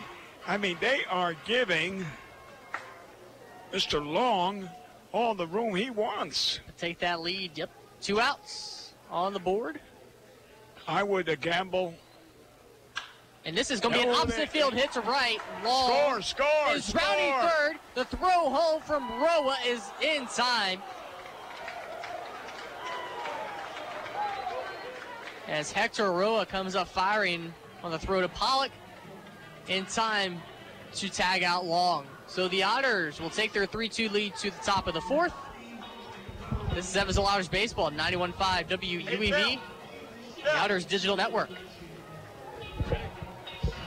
SRG Global, a Guardian company, would like to wish the Evansville Otters the best of luck in today's contest. Founded in 1932, SRG Global is one of the world's largest manufacturers of chrome-plated plastic parts for the automotive, commercial truck, and household appliance industry. Located locally at 601 North Congress Avenue in Evansville, SRG Global can be found online at srgglobal.com. They can also be reached in Evansville by phone at 812-477-6151. The Evansville Otters would like to thank Sinorama Evansville for their support this season. Sinorama Evansville is a multi-application supplier of custom-made signs, banners, and decals in the tri-state. Located at 1300 North Royal Avenue in Evansville, Sinorama is open 8 a.m. to 5 p.m. Monday through Friday. They can be reached by phone at 812-477-7763 and can be found online at sinorama.com/in-Evansville. Sinorama Evansville, a proud supporter of Evansville Otters baseball. Injuries are inevitable. It doesn't matter if you're playing baseball, walking the dog, or falling from a ladder. Injuries happen. When they do, Tri-State Orthopedics offers treatment for sprains, strains, and fractures by medical specialists. Tri-State Orthopedics is located at 225 Cross Lake Drive in Evansville, just north of the Lloyd and I-164. Tri-State Orthopedics can be reached by phone at 812-477-1558. Its urgent care line is 812-474-OUCH. Tri-State Orthopedics, a proud supporter of Evansville Otters baseball. Get the echo now. Coming back on 91.5 FM WUEV. And the Evansville Otters Digital Network, powered by Krickemeyer and Kahn. Bill McCune, Preston Leinenbach, as well as the Commissioner of the Frontier League, Bill Lee, join us here for the top of the fourth from Bosse Field. Thanks for joining us. What an honor to be with you, too. What a wonderful broadcast team you are. And anytime we get a chance to spend a little time with Bill up here, it's great. As the Otters lead 3-2 to go to the top of the fourth, Beardsley on the mound, McEachern to lead off the inning. Bill just likes to review his days with the old Brave organization, which we were both. Although I'm an old Boston Brave, he's a Atlanta Brave. He bypassed the Milwaukee Braves, and he was a great friend of Aaron. What was that guy's name? Henry Aaron. The folks do not buy that. Do not buy that at all. His account's 2-0 here to McEachern, who had an RBI single in the first. Bill loves to tell the story about, Henry Aaron. Henry Aaron, actually, and I think we've talked about it. His original contract, Bill, was here in Evansville. Oh, was it really? Oh, yes. He originally signed in 1952 an Evansville Brave contract, although... Foul ball after a called strike, 2-2. Although they sent him to Eau Claire, Wisconsin, where, they have a statue out there now. But his first contract was here in Evansville. I'll be darned. Yeah. I did not know that. Yeah. But I am starting to catch up to you, Bill. I'm starting to catch up to you. I officially went on Medicare as of September 1, so I'll be 65 at the end of the month. As McEachern lifts one to right, Gardner and Colin both giving a look at it. It'll bounce off the right center wall. Gardner gets spun around. Now he'll throw it in as McEachern digs for three. He'll be in there safely with a leg first slide. And I tell you what, that's his second hit. But you know what surprised me? That's the first time I've seen Jeff kind of misjudge a ball out there. He overran it. I mean, you're talking about one of the best outfielders in the Frontier League as far as smoothness and arm and judgment and insight. You name it, that's Jeff. And for Jeff Gardner, he's been in the postseason every year he's been with the Otters. Yes, he is. So he's been a key piece in that. Very good player. Very good player, and maybe even a better young man. And his father is here, too. So, anyway, here we go. First pitch to Pollock, called strike from Beardsley. And, Commissioner, while you're here, we have to talk about the way the regular season finishes, especially in the West innings. I mean, it got wild down there toward the stretch, and that's great excitement for the league. Crazy. As the next pitch, 0-1 between Southern Illinois, Florence, Normal, Evansville, River City. I mean, pretty much 5 of the 6 teams in that division. And I think it taught everybody, if Normal and Southern Illinois didn't learn a lesson from this particular playoff, I don't know if anybody will. There's another pitch blown away. But and that lesson is to get your games in. Because one of those two teams, either Southern Illinois or Normal, would have won that one extra game, and they would have been still in the mix on Sunday afternoon. So that could have been 4 teams in the mix then on Sunday going in, because River City pretty much solidified on Saturday. Well, River City and Evansville both solidified on Saturday, but we still would have had some people in the mix. So that one's outside, 3-1. But it was great for everybody. The only thing that's bad for it is that you never know where the playoffs are going to start, so people have trouble selling tickets. Ball 4 outside. Pollock will make his way down the first base. That is true, as it did come down to the very last day of the season for the most part. Yeah, it's very tough for marketing, and even like on the other side, of course, Washington didn't really clinch the number 1 seed until Saturday night with Joliet loss. And unfortunately, Bill, I'll be honest with you, I was in New Orleans. Well, I was in Louisiana. And I was keeping abreast of what's going on by Secret Weapon. And you know who Secret Weapon is. Absolutely. Yeah, he would call me down there in Louisiana and tell me. And, you know, Bruce. Yeah, and unfortunately, he's not here tonight, but his cousin is, Tony, somewhere out there. But, you know, Bruce lost his other leg. Yes. So, yes, I heard.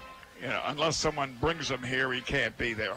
As Brian Cox, the batter, swings and misses 0-1 with runners on the corners and no one out. Here at the top of the fourth inning, 3-2 lead for Evansville. Beardsley out of the stretch. Piers in, fire.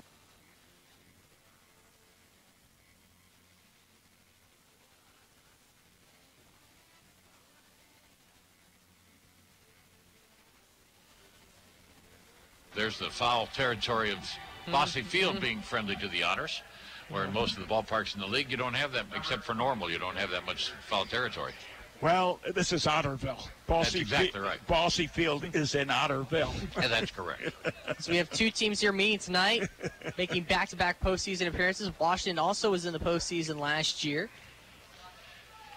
Just as Andy McCullough's done a great job here for the Otters, Greg Langman has done a tremendous job over there with the Washington Wild Things, and Tony Basile is a young man that helps put together the team. He's done a great job. Swung on a miss for Simmons as that one was low in the zone, 0-1. As Washington had the MVP and the pitcher of the year, Thomas Stormney, we saw last night. James Harris out in the outfield. And, again, two impressive players. But for James Harris, I mean, I've heard multiple coaching staffs and teams mention how they wish he was on their team. Absolutely. As another swing and a miss from Chase Simmons makes it 0-2. He's a former first-round draft pick of the Tampa Bay Rays, and he's a very real nice young man as well, and really probably the most all-around player in the Frontier League.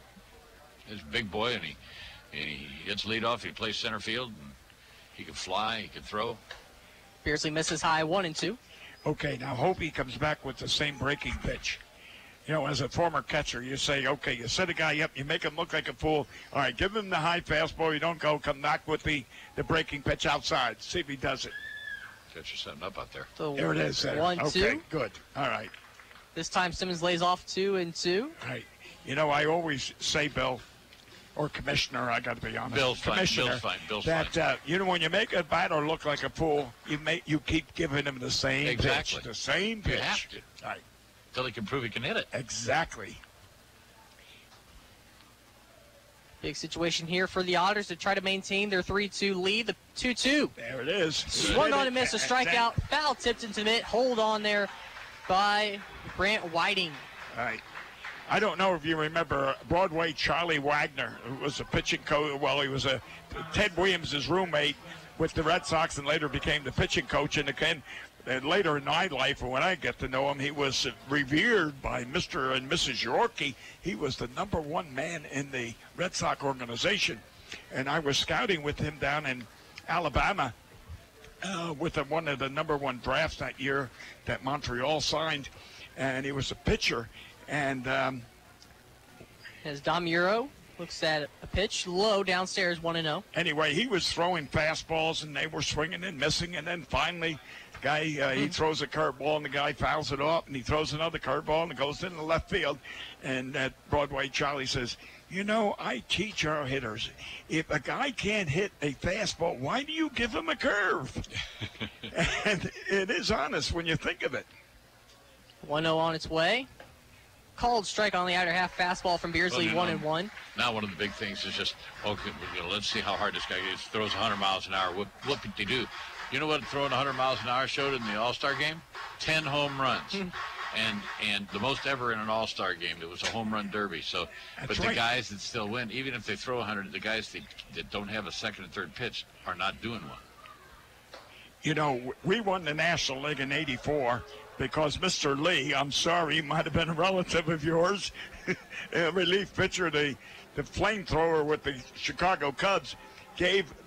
Oh, Lee Smith. You're talking about Lee Smith. Yeah. Yeah. And Garvey. I don't think we're related. Oh, okay. I won't go into it. But anyway. 2-1, inside 3-1. If you remember, fastball, just like most of the relievers in the majors. And anyway, here comes Garvey, fastball, and Garvey puts it in the right center field wall, over the right center field wall. We win we win the National League, all because, hey, I can strike you out with that 100-mile fastball. Yes, you can, but not all the time. And it'll be a walk. And all these guys can time. You know, the kids in the Frontier League can all time a fastball and hit 100-mile-an-hour fastball. That's not the problem. The problem is when you got that kind of heat with movement and command and at the location, and you still get that second, third pitch in there, and you change the speeds, and then you got them guessing. Roger Clemens, one of the greatest features of Roger Clemens was he threw a 95-mile-an-hour fastball. But on the next pitch, it might have been an 88-mile-an-hour fastball. And then he'd give you the slider, which would be, let's say, 88. The next one would be a curveball, 78. He had the batters off stride at all times. That's why he was one of the great pitchers of baseball. I think the way the batters are swinging today and everybody's up there, it's either home run or strikeout. I think Greg Maddux might win 30 to 35 games right now the way he pitched. Oh, yeah. The bases loaded. James Harris at the plate. Looks at a 1-0 outside, 2-0. Didn't he hit the black part of the home plate all the time? Wasn't that his area? Actually, he was probably ball off all the time. Yeah. But he's just sat there and the umpires gave it to him. 2-0 count for the MVP of the league, James Harris. 2 outs, bases loaded. The pitch from Beardsley. Breaking ball down away, 3-0. As Beardsley's in trouble, made walking home a run, the tying run here in the top of the fourth. Well, let's see if he goes on a 3-0 count. You know, Andy allows his hitters to swing at 3-0 counts, which I've been watching, and I've only seen one batter in all 9 years ever get a hit. And that was this year alone. He didn't swing. Strike right down the heart, 3-1, as Evansville's bullpen starts to stir a little bit in right field. Okay, now let's see that, you know, most batters are going to say, hey, it's the same pitch, 3-1, fastball down the middle. So a lot of them jacking up to the swing. But when Cunningham was facing a 3-1, he went with the off-speed breaking ball. Oh, see, fastball. But he went with the fastball there for Beardsley, fouled away over the Evansville Otters dugout, 3-2 now. Now here's the situation. If you got command and you got confidence, this is when you come back. Right, exactly. You either snap it off or you change speeds on him here. Right. But the fastball, 3-2 fastball, you don't give him. You're talking to a man that knows baseball. The payoff. Ooh, we got it, but it was too far outside. Missing low and away in the dirt. Bases loaded walk ties the game here in the top of the fourth. 3-3 between Evansville and Washington. I think he held it too long. In other words, it was beyond his shoulder when he released it. Therefore, it's got to be in the dirt. Always shoulder length. Heading out. Yep, pitching coach for Evansville, and that gives us a chance to talk a little bit. But one thing I want to ask you, obviously the goal of the Frontier League is to get a lot of these guys back to affiliated baseball. The Otters, with 4 this year, Luke Rennie, Patrick McGuff, Logan Taylor, Alex Phillips most recently. That just continues to just show, I mean, what this league's all about. Yeah, and we had 20, I want to say it's like 22 guys signed during the course of the season. And I think during the course of the season. Wow. And then we had like another 7 or 8 sign in the winter months, I believe it was. And we just had another call up last night of another major leaguer. I have to check my phone again to see who it is, but because we're getting so many of them, you know. Yeah. Plus, I'm damn old now. I can't remember who's who. No, you're a man of experience. That's right. That's exactly right. And don't forget our MVP here. That second baseman we had, I forgot Josh what his Allen. name. Oh, Josh, that's his name, Josh Allen. He's with the Birmingham Mets. He's, with Ty, what was it, the quarterback for the, who was it that he quarterbacked? Florida. University of Florida. Oh, Tim Tebow. Yeah, Timbo. Yeah. He's doing football now, I understand. Yeah, or ESPN, I guess. Broadcasting during the college football months as the count 1-0, now 2-0 for Roman Collins. Again, had that home run last night. Tonight, he is 0 for 1, but did reach on a walk and scored. Bases still loaded, tied at 3 here in the top of the fourth. Right. You got to throw fastballs now. You can't afford to walk them. Even though that slider is great, he's too far. He breaks off too fast. There he goes. And there's a strike from Beardsley called, 2-1. That player that was called up was called up by the Colorado Rockies last night. His name is DJ Johnson. Okay. Played for the Traverse City Beach Bums in 2011 and 14. Oh.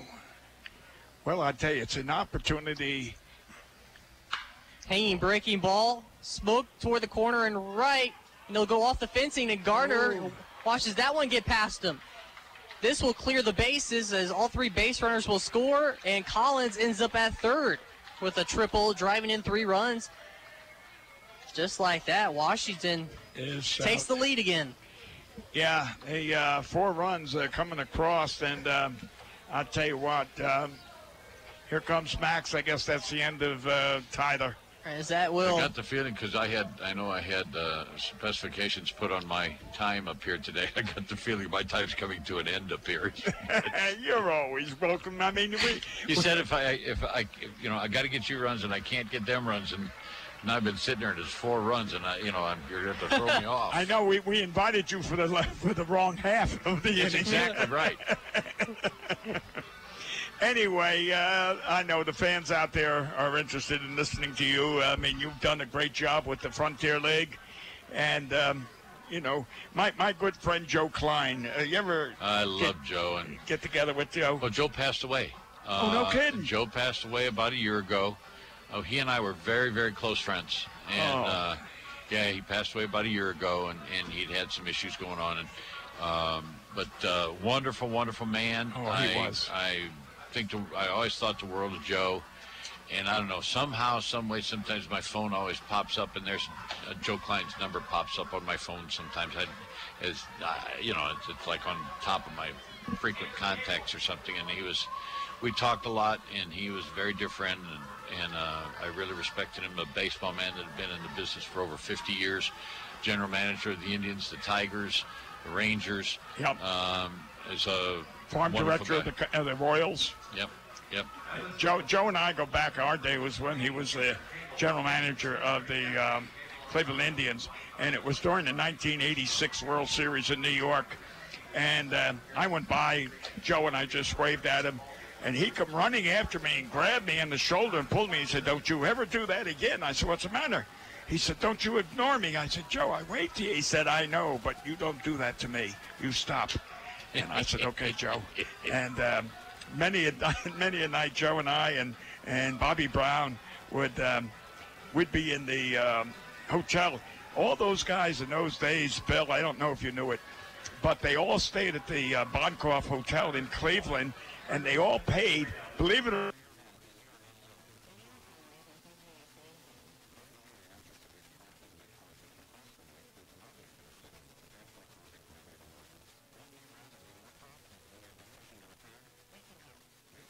discuss the game. Right. With 2 outs and a runner at third, Tanner Cable in to face. That went right through his glove. Medina, and jeez. With that one going back to the backstop. It's got to be a pass ball. Wild pitch. As Collins will score. Swung at it. I thought it went off the catcher's glove. Yeah, I mean, it was right there. It went right through it, I thought. In my day, that was a pass ball. Today, that's a wild pitch.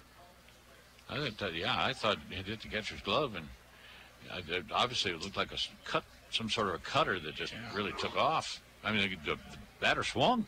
Yeah. Couldn't have been that much of a wild pitch. I know it. That's the point. 2.70 ERA, third appearance in total for Cable with the Otters. Swung on a miss, 0-2 to Medina, former Gateway Grizzly as well. So anyway, Bill, where are you going from here? Are you going? I go back. I've got the River City Joliet series starting Friday in River City. And Steve will go to Washington. And Steve's going over to Washington. I'll tell you what, the Otters lost a great man when Steve left there as the general manager, because he was a great general manager. I'll say that. He knows baseball, and he's a wonderful man of baseball knowledge. He's got some knowledge, doesn't he? Yeah. And we were very fortunate to have him for years working with us. He's a piece of work, isn't he, though? Oh, yeah. 1-2. He's very 2-2. He's very efficient. He and I are kind of the odd couple of the baseball. Well, I'll agree with you on that. Up and in underneath the hands a little bit, 3-2 now. Yeah, I'll agree with you on that. But we make it work because we are so opposite in the way we do things, and just our personalities are very opposite. So But I need him, and hopefully he needs me a little bit. Oh, yeah. You know. And this year you got to work with Brett coming in to join you all. Brett did a nice job for us this year. Yes, he did. Strike three. Strike three. Called strike three to end the inning. Billy, thank you for the time as always. Guys, Preston, thank you. And sorry I gave up the runs here. So that's all right. You won't be invited again. As the Otters now trail 7-3, we go to the bottom of the fourth. Best of luck to get to the rest of the playoffs, guys. Thank you so much. Here on WUEV 91.5 FM, the Otters Digital Network. Good luck. We'll see you next year. Hi, I'm Bill Morgan of Bill Morgan Roofing and Construction. I've built a reputation of doing quality work that will stand the test of time. We didn't get here by knocking on doors, talking gibberish, or trying to be the lowest bid. You don't like to be sold to, and that's not what we do. My philosophy is simple: treating your home like it's my own, from start to finish. For roofing, gutters, siding, give us a call at Bill Morgan Roofing and Construction. Roofing the right way. 812-499-5892 or BillMorganRoofing.com. The Pizza Brick Road always goes to Tyroni's. I'm in the mood for pizza and I'm ready to go. The Pizza Brick Road goes to Tyroni's. So follow me down the Pizza Brick Road. Road down to Tyroni's. The Pizza Brick Road. The Pizza Brick Road always goes to Tyroni's. The Tin Fish Restaurant, located at 300 West Jennings Street in Newburgh, Indiana, is a proud supporter of Evansville Otters baseball. Independently owned and operated, the Tin Fish menu features salads and sandwiches, as well as seafood platters and combos, and seafood burritos, tacos, and burgers. The Tin Fish Restaurant is open 7 days a week from 11 a.m. to 8 p.m. It can be reached by phone at 812-490-7000. The Tin Fish Restaurant.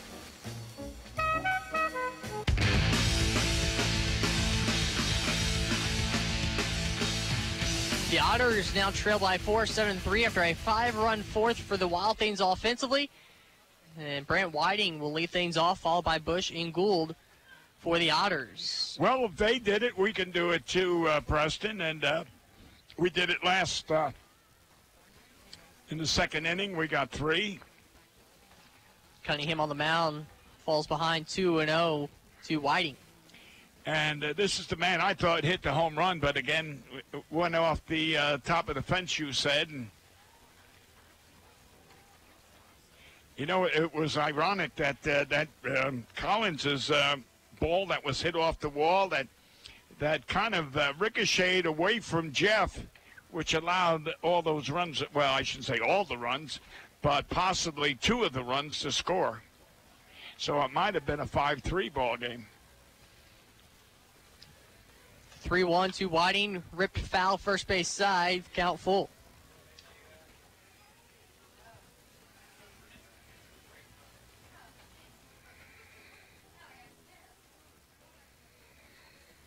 The payoff from Cunningham. Fly ball to center, Harris backing up, and he'll track that one for out number 1. As I'll bring up Bush, who flew out to center his last time up. Yeah, into short. Well, would you say short left or short left center? Anyway, it was an uppercut, which he does all the time, and or most of the time, and we just couldn't bring that run in.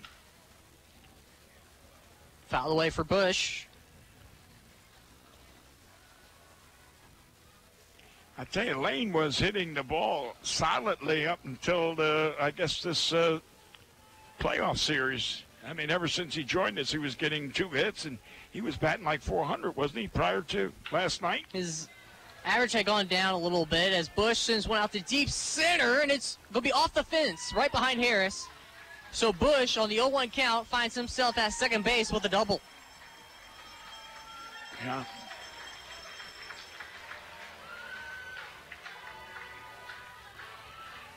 He's a big boy with a lot of power. If he had pulled that went 400 feet. If he had pulled that would have cleared both the portable advertising fence as well as the brick wall in right center. It probably would have went over the Bud Light Lime patio deck. Gould at the plate with the runner in scoring position. He had the 2 RBI double last time up. Looks like strike 1. This man, JJ, gets more hits. As I said last night, he's got the magic wand. The balls just find empty spaces.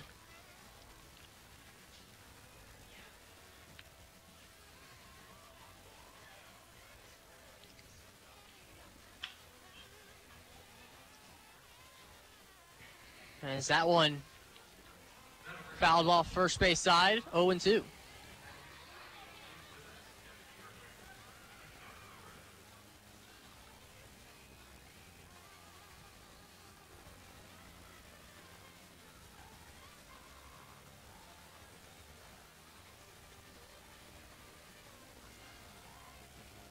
Long pause here. Cunningham, the 0-2 delivery, bounced in the dirt, kept in front by Pollock. Yeah, but good block by Pollock prevented Bush from going to third, even though Bush is not the fastest thing in the world. And that's not to criticize him. He's just has a big body.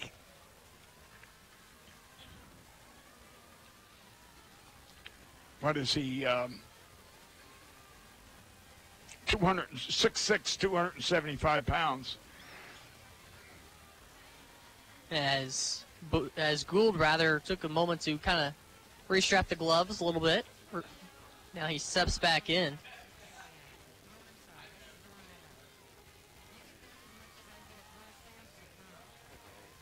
Delivery, swung on and missed, a strikeout of Gould. The second out of the bottom of the fourth.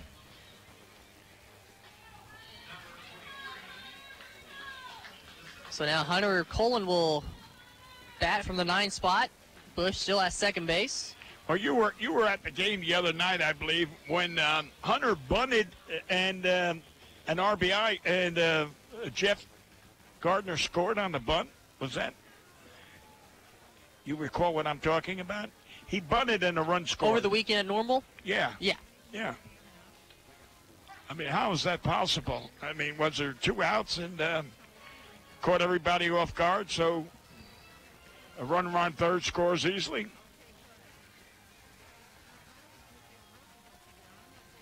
And also, I think if I remember the exact play right, he went up the first base line instead of the third base line. That one's bounced to the dirt and gets away into the Otters dugout. Remember last night, now we had 2 bad, 2 balls that skipped off Pollock's glove, and one that, both of them ended up in the dugout or something. So Pollock does try to block them, but the catchers can't do everything. Next pitch. Colin thought about trying to bunt, but couldn't quite get the solid contact on it. Foul tip, and it's 1-2. I don't think Bush could have scored on that. Because if you're bunting for a base hit with a runner on third like that without the knowledge of the runner, kind of difficult. The 1-2. Upstairs, 2-2. Cunningham missing high with the fastball.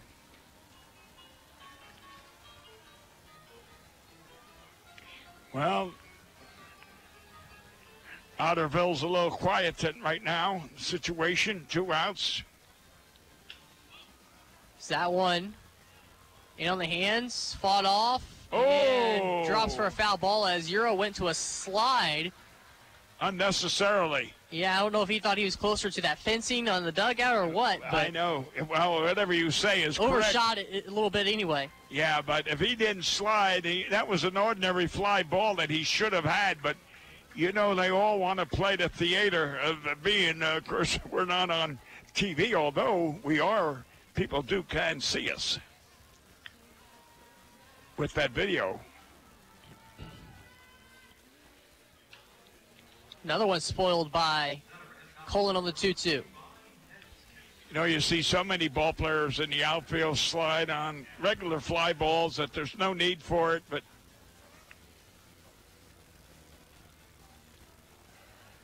Bush still at third, takes his lead in foul territory. Cunningham brings it home, fouled off first base side. Yep. Just past the Otters dugout. Calling battling here. Again, the Otters would like to at least get Bush home here, as Cunningham up to 65 pitches here in this one.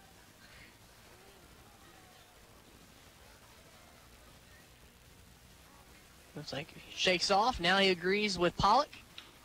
And just inside or outside that first base bag, foul. You know, I'm wondering if that was fair. That guy down there on first base, Medina, might have had it, because what a glove he's got. He really can. He's got good range. He's got good reflexes, but he's got a smooth, soft glove.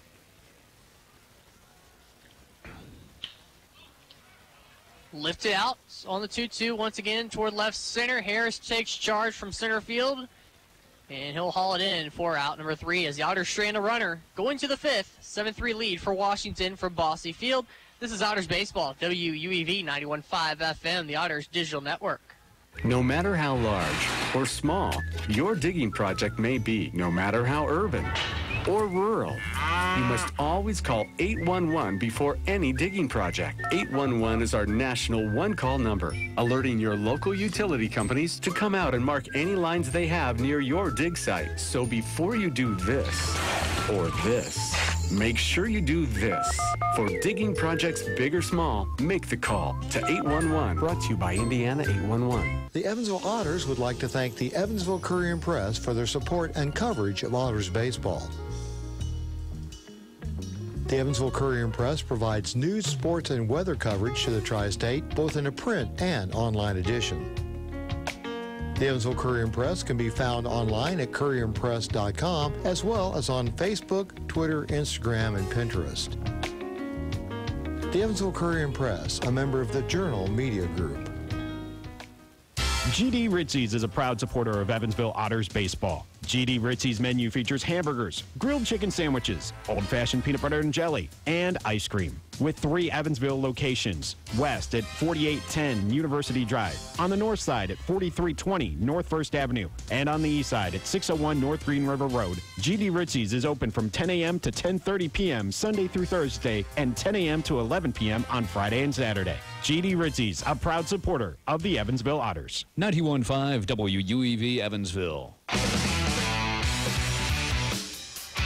Whether you're searching for an exquisite diamond engagement ring, a diamond anniversary band, dazzling earrings, or a gorgeous diamond bracelet, Crook-Meyer & Kahn is a place for extraordinary value and a pleasurable experience. Crook-Meyer & Kahn, a supporter of Evansville Otters baseball. Top of the 5th inning, Tanner Cable back out in relief for the Otters to Hector Roa.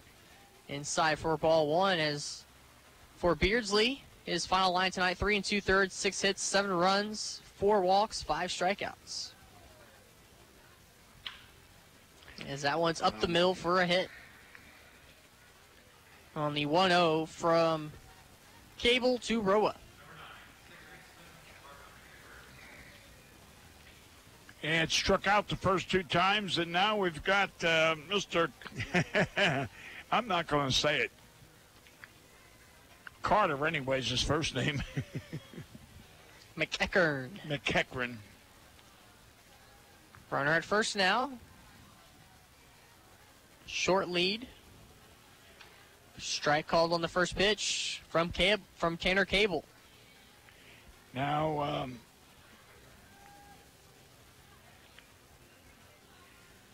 Cronin's playing a little halfway.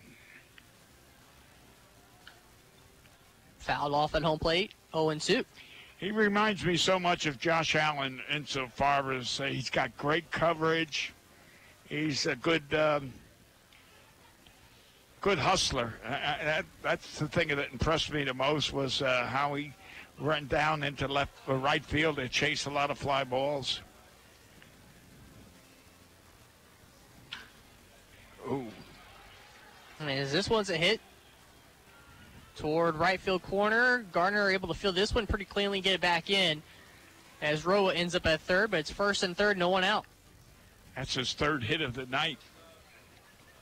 So he's got a single, 2 singles, and a triple. So we have anyone warming up? Now there's some movement Looks like Jeff Thompson will grab a baseball and start throwing for Evansville. Well, it's a situation, first, third, no outs.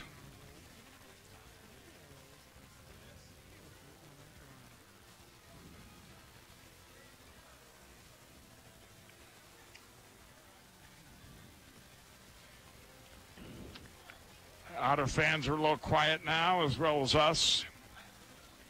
It's a typical. As the first pitch to Kyle Pollock, backing up Colin. He'll be deep enough for the sac fly, and the Washington Wild Things will now expand their lead to 8-3.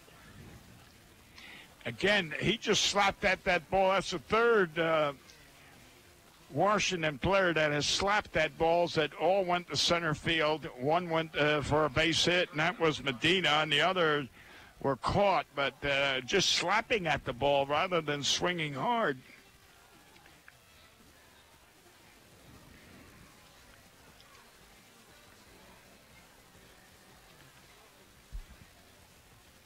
Next up, Ryan Cox. First pitch to him is in the dirt in front of home plate. Whiting able to block it, hold that runner at first base. It's Jeff Thompson down in the right field bullpen. Their tall right-hander. Oh, we got a ball that's way out from the bullpen, way out in right field. That's what the holdup is. Kind of difficult for the situation for me to see down that line. I'm kind of blocked out. Now the stretch, Cable, the 1-0. Grounder toward Cronin. He'll flip the second for one to Gould on the first. Not in time for the double play. It'll be a 4-6 fielder's choice. Well, I'm beginning to wonder,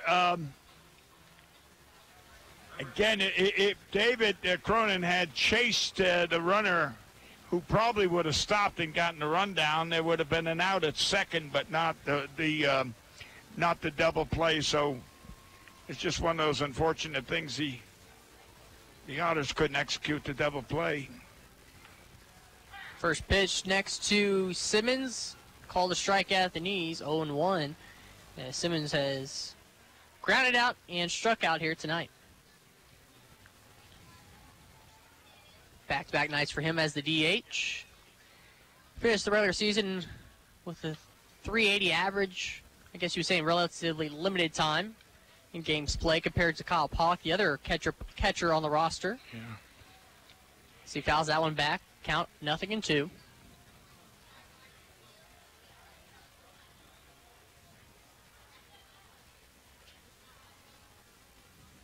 As Cable bounces that one in the dirt, blocked by Whiting right at the plate. Good block. Deadened that ball. Yeah, just an interesting point, Preston, in talking with Jasper, one of the clowns that entertained the young men and women before the game. I guess during the first few innings of the game, told me before the game, he said on his way home he generally listens to our broadcast. So it's nice that we have so many people that do follow 91.5 Evansville radio. That one just low. Does not get the call. Strike three. Count now 2-2. You got the batter is 22. There's 2 strikes, 2 outs. And it'll be a Yahtzee on the scoreboard as that one also apparently low. Count now full 3-2. Right. You know, it's so hard to read that sign out there at bat. It looks like it's 2, and then it's hard to make out what the other is, although we're looking at the ball player's number on his back. Payoff, runner going. Cold strike 3 down away as Simmons thought he had ball 4, and that will end the inning with a strikeout and strand 1 runner on base. But the Wild Things do score 1 more, so they lead 8-3 as we're halfway home here at Bosley Field. This is Otters Baseball at 91.5 FM WUEV, the Otters Digital Network. I just love this place. And I just love that ring. It's gorgeous. Where did he get it? Kirkham Iron Con, of course. For the engagement ring that will have everybody talking, look no further than Krookemeyer & Kahn. With incomparable selection, quality, and service, Krookemeyer & Kahn is the only choice for the ring that will last a lifetime. Krookemeyer & Kahn, your lifetime jewelers. So, everybody's talking about the ring. It's pretty great, huh? Pretty great. It's amazing. You gotta tell me, man. Where'd you get it? Krookemeyer & Kahn, of course. For the engagement ring that will have everybody talking, look no further than Krookemeyer & Kahn. With incomparable selection, quality, and service, Krookemeyer & Kahn is the only choice for the ring that will last a lifetime. Krookemeyer & Kahn, your lifetime jewelers. So let's see it. I absolutely love it. He did a fabulous job picking it out. I couldn't be happier. Well, I had a lot of help. I bet I know where it came from. Krookemeyer & Kahn, of course. For the engagement ring that will have everybody talking, look no further than Krookemeyer & Kahn. With incomparable selection, quality, and service, Krookemeyer & Kahn is the only choice for the ring that will last a lifetime. Krookemeyer & Kahn, your lifetime jewelers.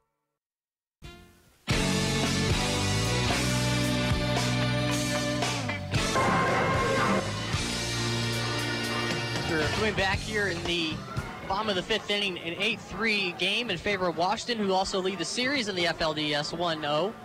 Otters trying to at least split these two home games. To the top of the order we go. David Cronin, the second baseman, to lead off, followed by Long and Harrison.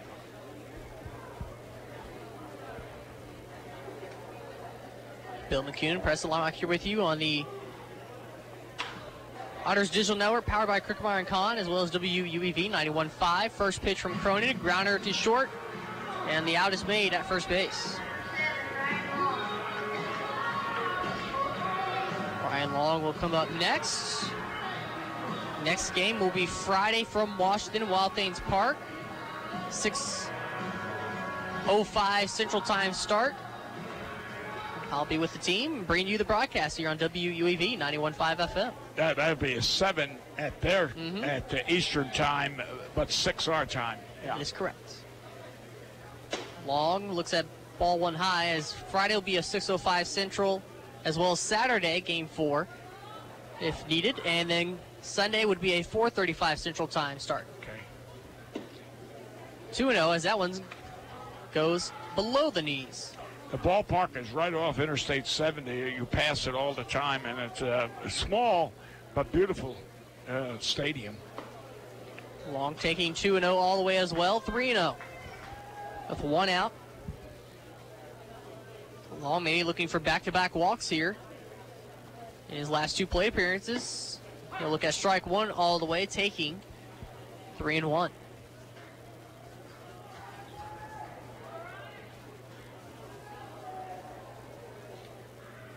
Cunningham, 3-1. Bounces to the ground towards second, and McEachern makes the play. 2 ground balls, 2 outs to start this bottom of the 5th. As that will bring up Travis Harrison with the bases empty and 2 outs. Harrison tonight 0 for 2 with a ground out and a fly out.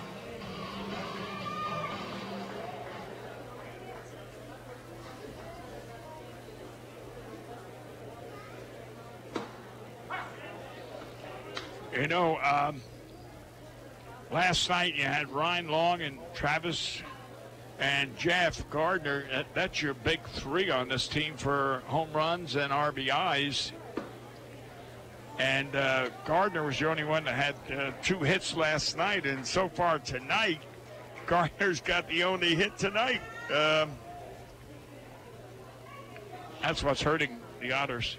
The 1-1. Up across the letters inside, forcing Harrison to back away a little bit. 2-1. First pitch was called a strike. Next one was inside. And second one, or that third pitch was inside. So the count again, 2 balls, 1 strike. 2 outs, no one on. 8-3 lead for Washington. Called strike on the outer black. Harrison shakes his head. 2-2.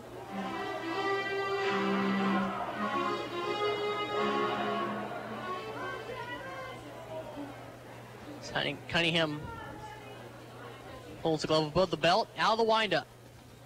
As that breaking ball got away from him to the other batter's box. And it's full 3-2, and that one caught a piece of pollock, so courtesy walk out to deliver a new baseball by our home plate umpire, Drew Ashcraft. You know, times have changed, Preston. I don't remember any umpire ever doing that for me. And I'll tell you what, I took a lot of balls off that body of mine, whether it was legs or neck or arms or wherever. No one ever said, "Are you okay?" Bob Coleman's the only one being honest. The full count delivery. In on the hands, jam shot toward right, and he'll drop in fair territory. Medina from the first baseman going all the way back out to shallow right to field that one. So it's a 2-out hit for Travis Harrison. I was going to say, it was a game here one night, and I caught a bad pitch, put it that way. And as Dave Pursley came out and was treating me, and I kept saying, which I always said, I'm all right, just give me a minute. And Coleman said, "You're still in there, so don't worry." And all of a sudden, you know, psychologically, I was okay.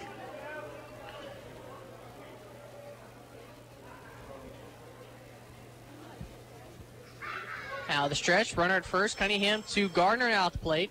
Swing on the first pitch, but it's going to be a liner right to Harris coming in a few steps in center field to end the frame. The Otters strand one, still a 5-run lead for the Wild Things, going to the 6th from Bosse Field, WUEV 91.5 FM, the Evansville Otters Digital Network.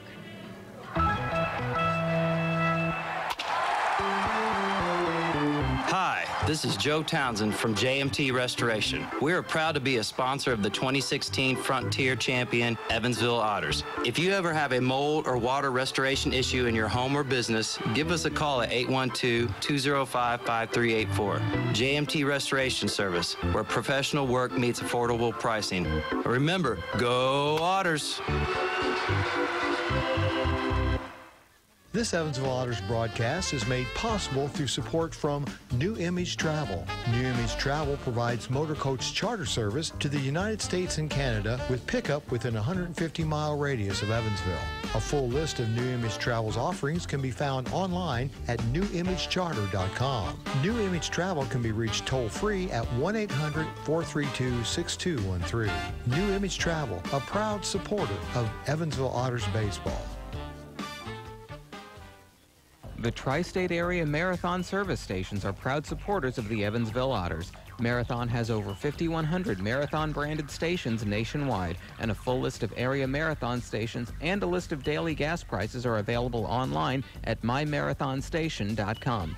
Marathon provides products which support commercial, industrial, and retail operations. Marathon's slogan is Fueling the American Spirit.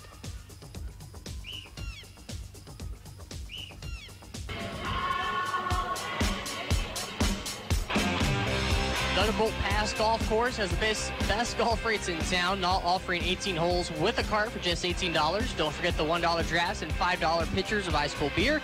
Come and visit the Bolt Thunderbolt Pass, a supporter of Evansville Otters baseball. And fans, if you come to Bosse Field for an Otters game, bring your Otters ticket stub into Crookemeyer & Con for a monthly raffle. Winning ticket gets 50% off any purchase over $1,000 on our fine jewelry. Winner will be drawn on the first of each month. Also, mention the Evansville Otters Digital Network at Crookemeyer & Con and get 20% off any purchase of $500 or more. Tell them ODN sent you. To the top of the 6th we go from Bosse Field. First pitch to Dom Euro to lead off. Called to strike. Tanner Cable still on the mound. WUEV 91.5 and the Evansville Otters Digital Network. Bill McCune, Preston Leinenbach fouled back on the 0-1. 0-2 to Euro. Dom Euro with a strikeout and a walk here tonight, as well as a run scored. Leading off this top of the 6th. Still plenty of time to tie the game up and go ahead. And just like that, 1, 2, 3, down goes Euro on strikes.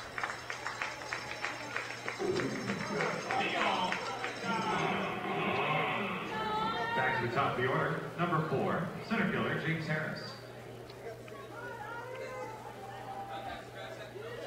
You know, they scored 5 runs. Didn't we score 8 runs in one inning in one of our games? I believe we scored 8 runs. So it is possible for us to come back strong. We've also given up 8 runs as well. It could go both ways. Yeah, I remember. Yes, I remember giving up the 8. As top of the order for Washington, James Harris, 1 out, takes the pitch. Easily taken high above the zone, 1-0. Harris, a double with the run scored, a ground out, and then a walk, and would score on another run as well. Well, he opened the game with that double and scored. Count 1 ball, 1 strike. Breaking pitch in the dirt, 2-1. As the defense up the middle, back on the edge of the grass. Outfield slightly toward left center. As the wind also blows out toward left center with a slight breeze.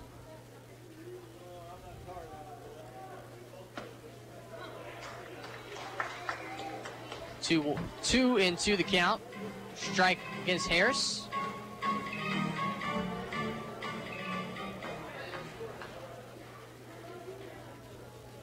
The pitcher's count pitch. Outside. Now the count full, 3-2.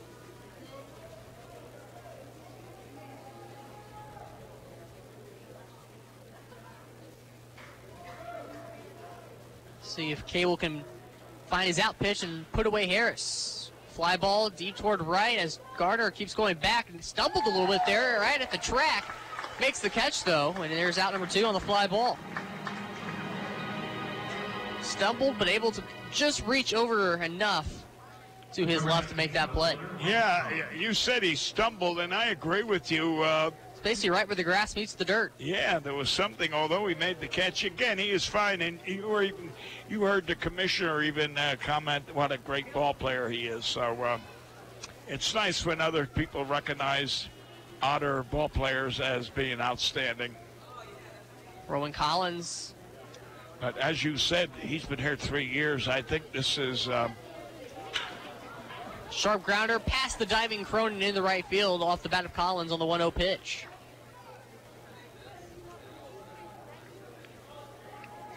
Number 21, first baseman. Gardner's been a part of every postseason since he's arrived in Evansville, part of the 2016 championship. With him last year, FLDS appearance here this year.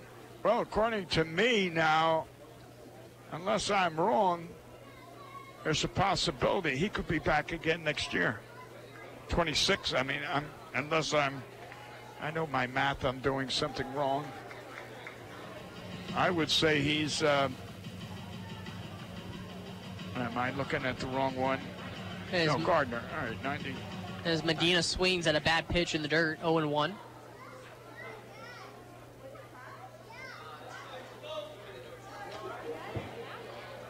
So that one's fouled back, and it's 0-2 in the count. He'll be 27 next year.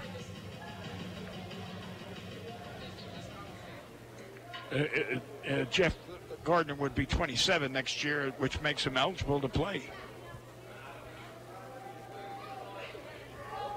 And another bad swing from Medina. Drop third strike, and it'll be called out. Once if you don't make a run toward first base like he did, and he started doing a Muhammad Ali dance out there, he's automatically out. As that will end the inning to the bottom of the 6th. Still an 8-3 lead for Washington. Otters about to start putting up some runs here as they hope to even the series from Bosley Field on WUEV 91.5 and the Otters Digital Network. Why Old National Bank? Old National Bank began in 1834 with just one room and a passion for helping people prosper. Today, we are honored and grateful to be the financial partner for so many businesses, families, and individuals like you. From our commitment to safety and security to our promise of service that will exceed your expectations, we want to be your bank for life.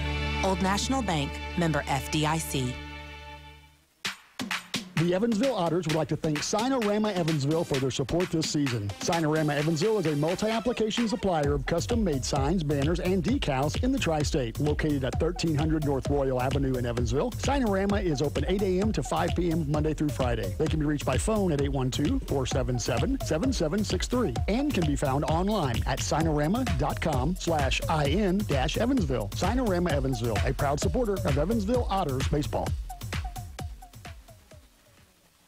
The local area Pepsi Bottling Group distributors would like to wish the Evansville Otters the best of luck in today's contest. Featuring Pepsi Company products for distribution to retailers and vendors in the Tri-State, the Pepsi Bottling Group has 3 Tri-State locations at 901 East Diamond Avenue in Evansville, 2605 West Main Street in Marion, Illinois, and at 3081 Kentronics Drive in Owensboro. More information on Pepsi products can be found online at PepsiCo.com. Pepsi, a proud supporter of the Evansville Otters. Otters half in the 6th inning coming up. 8-3 lead for Washington, though. Carlos Castro to lead off. Here at WUEV 91.5 FM, the Otters Digital Network powered by Krookemeyer & Kahn, Bill McCune, Preston Leinenbach, and real quick before this inning begins, score update from Joliet. The Slammers lead the Rascals 3-0 in the top of the 5th.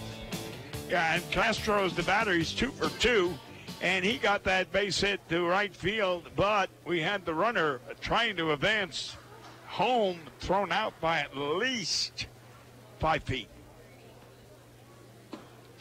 Back-to-back pitches outside the zone, 2-0. That one inside, in fact. And we had made comments about Castro, and when he came back off the DL, had several 5, 6, 7 games, something like that. Off the end of the bat, towards short, ground ball to Cox, and he'll make the play at first for out number 1. But Castro had 6 games, say, of having 2 or more hits. And so far he's got 2 hits tonight. But unfortunately, he grounded out to short this time. Yeah, Joliet leading 3-0 against River City. So if that result holds, they'll be even 1-1 as River City won last night 2-1 the final score from Joliet Route 66 Stadium. So they could be 1-1, and hopefully we can be 1-1. Brent Whiting looks at ball 1 as Whiting had that double and a run scored in the 2nd inning. Flew out to center field in the 4th. Yeah. As he now evens the count with a strike, 1-1.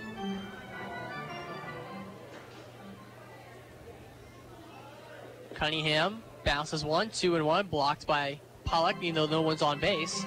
I just noticed something I haven't seen in years, and that is a catcher turned his head on a ground ball or a ball that was in the dirt.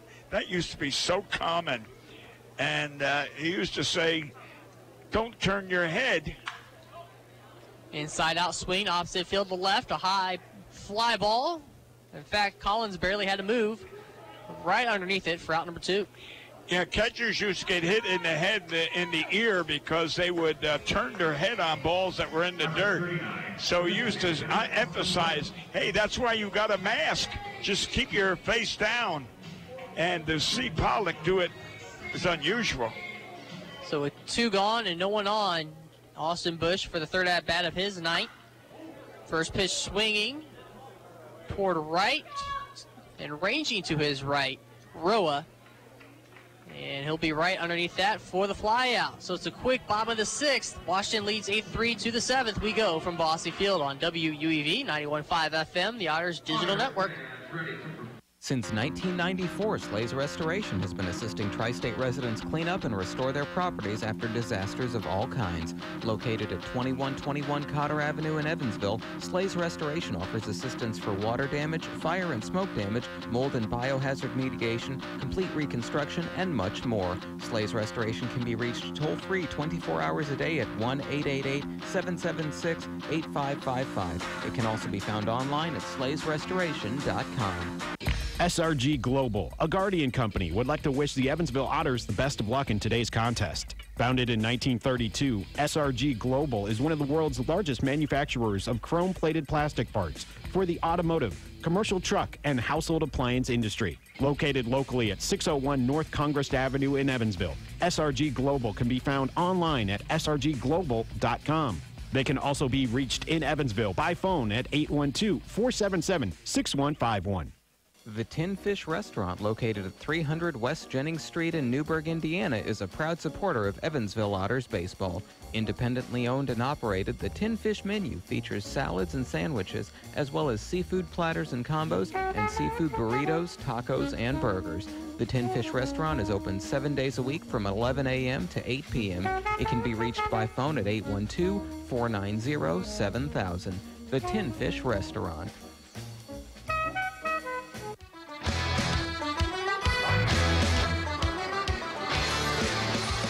New pitcher in for Evansville, Jeff Thompson, will be the third pitcher of the night for the Otters. The reliever coming in to take over for Beardsley, and then also Tanner Cable, who relieved Beardsley. Stay up to date with the latest news and promotions for the Evansville Otters by visiting EvansvilleOtters.com, subscribing to the Otters e-newsletter by clicking newsletter on the homepage. Also, don't forget to follow the Otters on Twitter at EvilleOtters, on Instagram at Evansville Otters, and like the Evansville Otters on Facebook. Be sure to use our team hashtag #YouOtterBeHere. So Thompson just a question, in to pitch. Preston, if they change next year, we won't be broadcasting 91.5 University of Evansville next year. It's going to be some situation, but will we still have that digital workout? Yes. So even though we may not be on the air or some other... We might be internet only. It's just to be determined. Yes, that's what I was going to say. But the point is, people can still be able to watch the Otters via their computer. Yes, they can. Thank you. On the Evansville Otters YouTube.com page. Okay. On the World Wide Web. Strike one from Thompson Aroa, the 0-1, a grounder, weakly off the bat toward Cronin. He can just soft toss it to first for out number one.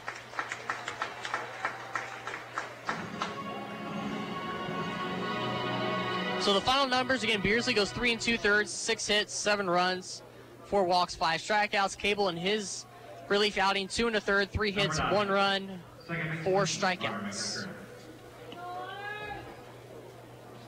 So with 1 gone, Carter McEachern, the second baseman, RBI single, a triple, and another single here tonight. So he's been on base every time. Yeah, he's 3 for 3. Takes a big rip at that one, but does not make contact. It's 0-1.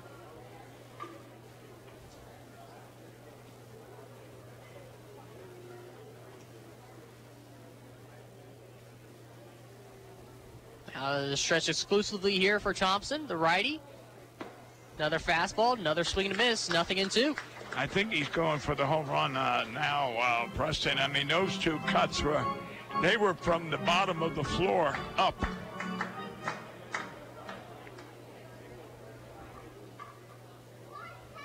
Thompson looking for the strikeout. The delivery goes outside, down away. 1-2.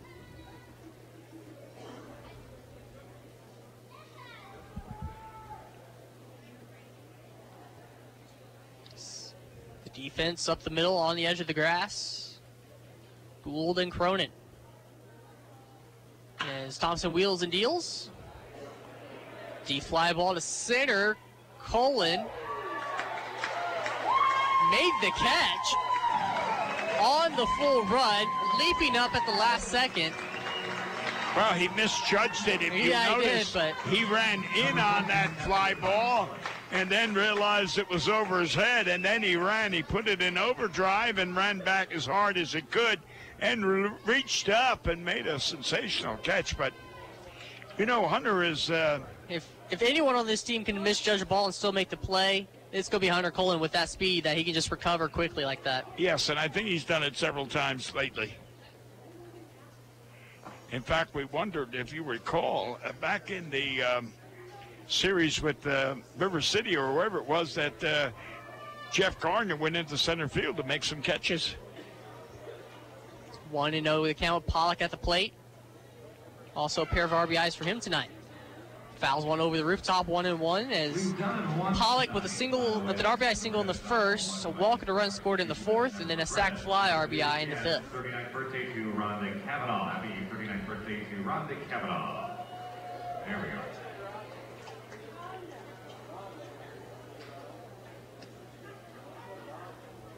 Just below the chin, Thompson, pitch home to his right, off-balance throw from Cronin, in time to first base for the ground out to end the inning.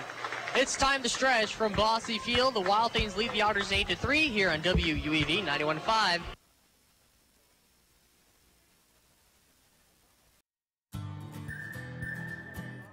I just love this place.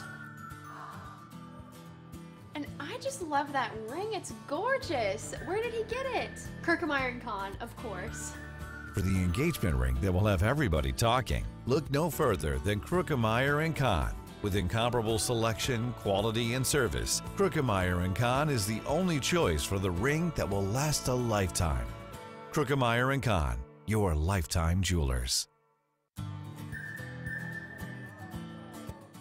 So, everybody's talking about the ring. It's pretty great, huh? Pretty great. It's amazing. You gotta tell me, man. Where'd you get it?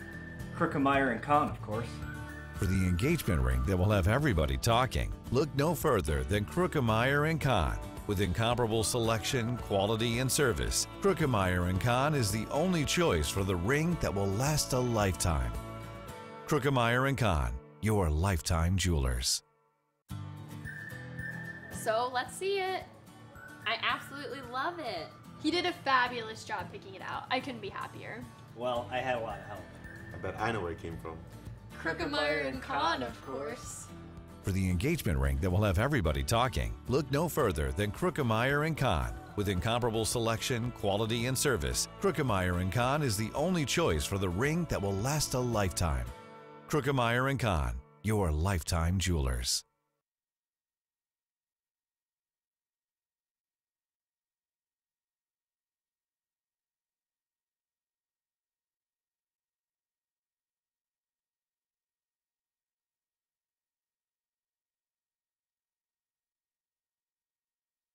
The Otters here on 91.5 WUEV, Evansville Otters Digital Network. New pitcher in for Washington, number 2, Trevor Bradley, will take the baseball from Chase Cunningham out of Washington's bullpen.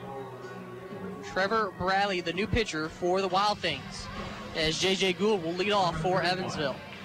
And Noah, one of the clubhouse boys, although he's not a boy anymore, just came up to say he had a great year with us this year, and Noah's been with us for, I'm going to say, the last 5 or 6 years, and super kid.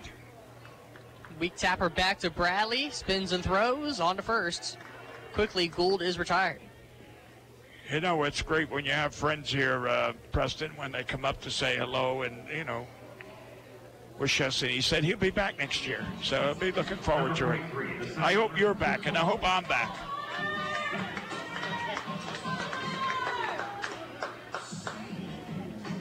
I doubt if Sam will be back. Do you think so? He's got too much going. He's a great broadcaster, and this was nothing but a stepping stone for his future. He's as he put it in his thank you to us, he was honored to have this as his first professional job. Yes. Graduating from Syracuse back in May. Yeah, we've had 2 Syracuse grads here. Jake, I don't know, remember Jake was here in, what year would that be? 2015? Something like that, yeah. He was here only a year, and but he was a grad from Syracuse as well. But Sam was a better announcer. 0-2 the count to Colin. Outside 1-2. Otters going to be on the road this weekend, so happy early 74th birthday to Sonny Keister. Turning 74 on September 10th. Sonny, happy birthday. I wonder if Sam is listening in. I wonder if Lucas is still listening in. Is Colin able to take a good pitch there? 2-2.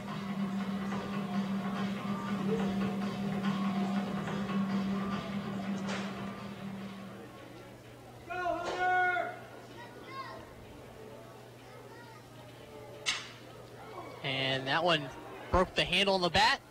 Ground ball to second. Hunter Colin is out for out number 2 on the 2-2 pitch. Back to the top of the order with David Cronin next up for the Otters. I know David's father's here because I saw him earlier, and again, I remember I had a great conversation with him last night, and I know David's mother is listening in, and she's probably going to, text the father and let him know that we're listening, or she's listening.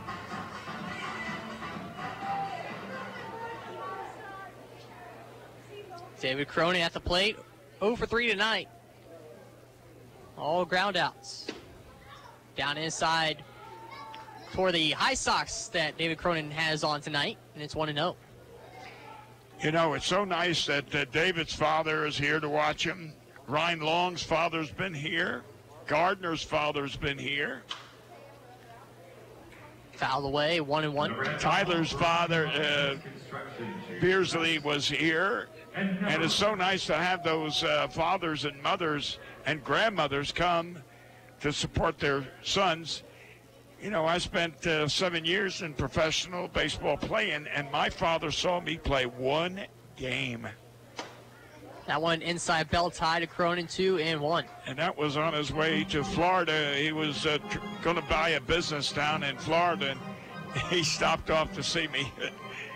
In all my years, he was there. But again, what a great father. He supported me in every other thing. Fouled away, 2-2, as this one goes third base side. Off the bat of Cronin. Yeah. That's construction. Choose the best and never regret it. Yeah, my father made it possible for my brother and I to spend our time just playing athletics. We never had to work. We all we did was play sports. Thank God.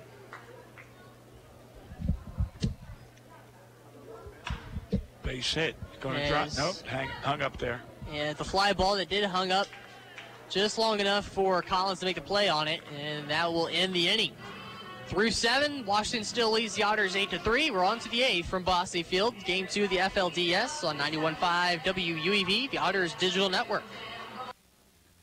The 2018 Kennecott Lexus Jazz and Wine Festival will take place at the Civic Center Plaza on Saturday, September 15th from 4 until 11 p.m. Presented by the Evansville Philharmonic Guild, this one-day celebration will showcase non-stop entertainment and will feature selections from regional wineries and local restaurants in the heart of downtown Evansville. For advanced ticket information, visit evansvillejazzfest.com. Listen to 91.5 WUEV on Tuesday and Friday afternoons for your chance to win tickets to this event. Hi, I'm Katie Taylor. And I'm Paul Kirby. The Mickey's Kingdom Community Build is getting closer, and we need your help. We already have a lot of great volunteers for the build, but we still need more. Volunteers are the most important part of the Mickey's Kingdom Community Build, and we know our community always steps up to help. For a complete list of days and times volunteers are needed, please visit our website at mickeyskingdomdowntownevansville.com and click on the Volunteers tab. Or email me, Katie Taylor, at ct37@evansville.edu.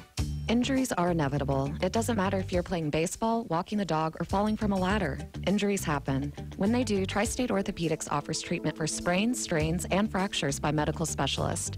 Tri-State Orthopedics is located at 225 Cross Lake Drive in Evansville, just north of the Lloyd and I-164. Tri-State Orthopedics can be reached by phone at 812-477-1558. Its urgent care line is 812-474-OUCH. Tri-State Orthopedics, a proud supporter of Evansville Otters baseball.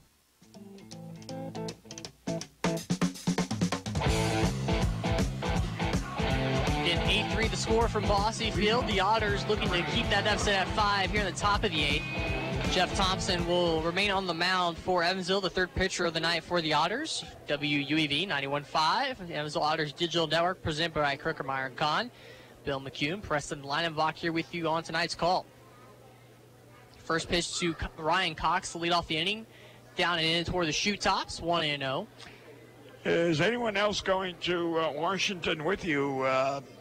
I know you'll be on the radio, but is Zane or Joel or anyone going with you? Joel has told me that he will be there. Unless something changes, he will be leaving and driving separately on Friday. That's what I was going to say. He's driving, yes. 2-0 the count. Fouled back, 2-1. As this could be the last game at Bosse Field. We definitely hope not. We'd love to be back next week in the championship series. So would I. I mean, next week I'll be 86 years old, and I'd love to celebrate my birthday here. Count 2-1. Thompson comes set out of the stretch. And this one's fouled for the Washington bullpen area. The players had to scatter a little bit. It'd be nice if Zane and Preston put me my happy birthday bill up there on that press, that scoreboard. It'd be nice. After all, I'm just getting my driver's license next week. Just so happens I know the person who can do that for you. But it starts with being back here next week. Ground ball to first, taken at first unassisted by Castro, but he'll toss it to Thompson covering for the out. And as Cox goes down as the first out of the inning. Yeah, I'd like to come back not only to have my birthday up on that scoreboard, but also work another game with you and have Paul Mattingly back at the station. What a wonderful man he has been for my 9 years on this radio. He's been terrific. And Paul, I know you're listening, and I want to thank you for 9 wonderful years. Thank you. Worked with him quite a bit over the last few years. Not only does he do Otters games, but also for UE Athletics broadcast. Yes. First pitch to Chase Simmons, a breaking ball middle away for a strike as Thompson looks in for the next sign from Whiting, gets it, comes set, rocks and fires. Taking low, 1 ball, 1 strike, and just in case, again, there's a little uncertainty if we'll be back next week, but as always, for more information, you can always go to evansvilleotters.com or call 812-435-8686 at the front office to kind of keep in touch in case you might be interested in FLCS tickets, if that becomes an option over the next few days. Well, if Secret Weapon is listening in, I'm quite sure he is. We miss you, and hopefully next week we're still here and you can come out to that game. 2-1 count on its way. At the knees, strike 2, 2-2. And as always, if you can't make it to Bossy Field, the Otters Digital Network, brought to you by Crooked Con, allows you to watch every regular season and postseason home game free of charge, no matter where you are. The Otters Digital Network, streaming home for your hometown team. To view games on ODN or additional questions, go to evansvilleotters.com and click Watch Live. Swung on and missed, a strikeout for Thompson. That'll be out number 2 in this top of the 8th inning. You know, I remember 1984 when we left Chicago in the National League playoffs. The San Diego Padres just got wiped clean by the Cubs. We lost 13-1, and we got on the airplane, and we were down 2-0. And, of course, all you needed was one more win. And we went into San Diego. We won all 3, and we were the National League champs. What I'm trying to say is Otters still have a chance for us to come back here next week. And we'll be playing, hopefully, River City? Either River City or Joliet. Right. I'd take River City because Mr. Jello is the catcher. 0-2 count here to Dom Euro. So you take a rematch of 2016? Yes. High and away. Just a little decoy pitch there for Thompson to set up maybe this next one.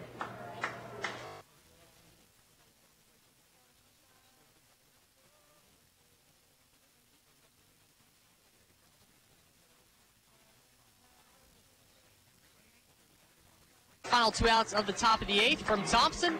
We go to the bottom of the 8th. The Otters still looking for some offense to get back into this one, trailing 8-3 on WUEV 91.5, the Evansville Otters Digital Network.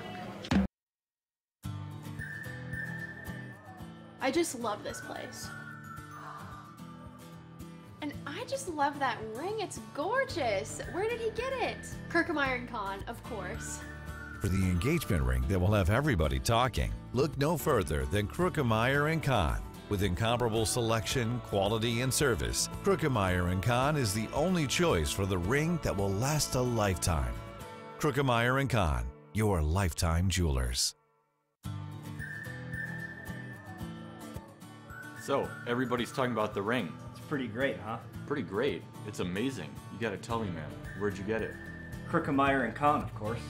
For the engagement ring that will have everybody talking, look no further than Crookmeyer & Kahn. With incomparable selection, quality, and service, Crookmeyer & Kahn is the only choice for the ring that will last a lifetime.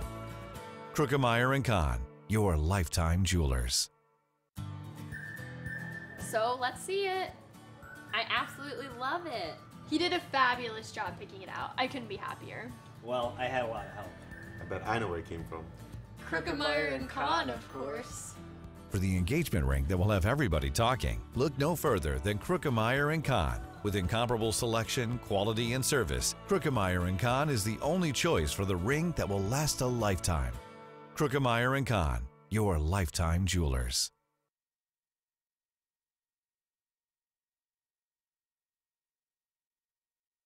Long, Harrison, and Garner due up from Bossy Field. Trevor Bradley still on the mound in relief, his second inning of work. First pitch up and in on the hands for ball one to Ryan Long.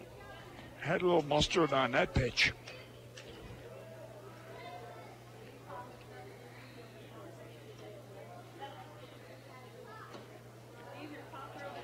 As that one also misses the zone, 2-0 to Ryan Long. I don't know what kind of pitch that was. It flirted, but I don't know if it was a slider or what. It didn't have much. 0-3. As now it's... Or 3-0. 3-0. Too Long. Has a walk back in the third inning here tonight. Otherwise, 2 outs with a strikeout and a ground out.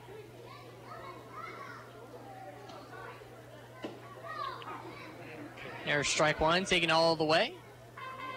Yeah, trying to just get on base. We can't afford to be swinging on a 3-0 count when we're down by 5 runs. So it was good. Ooh. There's strike 2 called. Close call there that goes in favor of Bradley on the mound. Yeah, that was questionable. All right, now Ryan is forced to really look at this one carefully. You know, remember that he was the leadoff hitter, 2 years ago? Or last year? Last year. This is his second season with the Otters. Last year. Was a mid-season pickup last year. And he'll shoot this one opposite field over the glove of Euro at third. It's a double. That's a double. Oh, no, he's holding up. He'll stay at first base with a leadoff single. Okay. Either way, an important leadoff base runner for the Otters. You know, he's done that in the past, and it was great that he did it now. Although that third baseman leaped up high, and I thought, oh, no. You know, breaks have been going against the Otters. But anyway, we got a leadoff hitter. Travis Harrison now at the plate. All we need now is the bunch hits after hit with errors. And that one gets away from Pollock as Long will head to second. Now, I wonder if that's a pass ball or a wild pitch. Wild pitch, yeah. I'll tell you what. I wish these guys were keeping score when I was played. My God, I'd like to look at pass balls. I would have been the best. Strike called to even the count 1-1 to Harrison with Long in scoring position now. You know, I remember one time in Eau Claire, the pitcher was so wild. I ran back so many times to the backstop. Strike 2 against Harrison, and holds his pose there for a little bit, but it looked pretty good from our vantage point, I think. Yeah. It's 1-2. But you won't believe it, Preston. I ran back so many times to the backstop with this pitcher that one time I threw the mask at him. Now 2-2. Is that one outside? Yeah. He was a college guy. He came down to us, and was he wild? So I threw the mask back at him.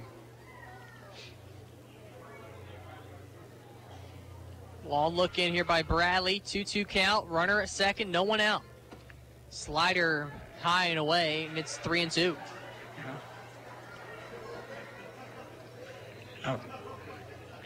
Travis can't go chasing this breaking pitch that might be low and outside. He's got to stay with it now. Try to shoot that other direction to right field. Fouls it off, though. Yeah. Count remains 3-2. You remember last night now, we had Groa out there in right field, which he's there tonight again. But last night he was playing shallow. Tonight he's playing normal.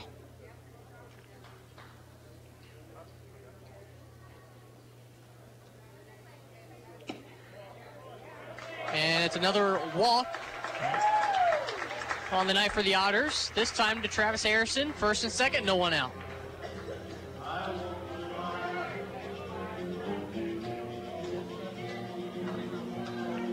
Well, here comes Jeff. He's the only one that Number 5, the right fielder, Jeff Gardner. got 2 hits last night and got 1 hit tonight. And someone's going down the bullpen to warm up. 30, 22, no, 14. No.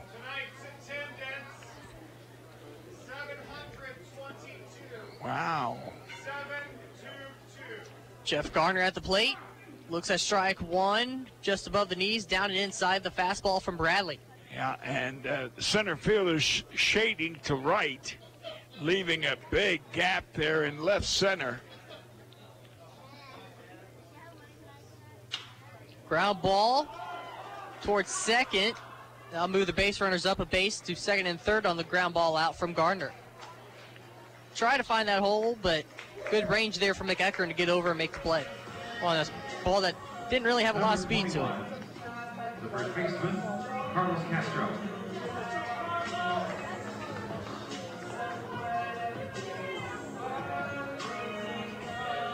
So the ground out, again, 2 runners in scoring position. Carlos Castro, single and a run scored, a single in the third, and a ground out to short in the 6th.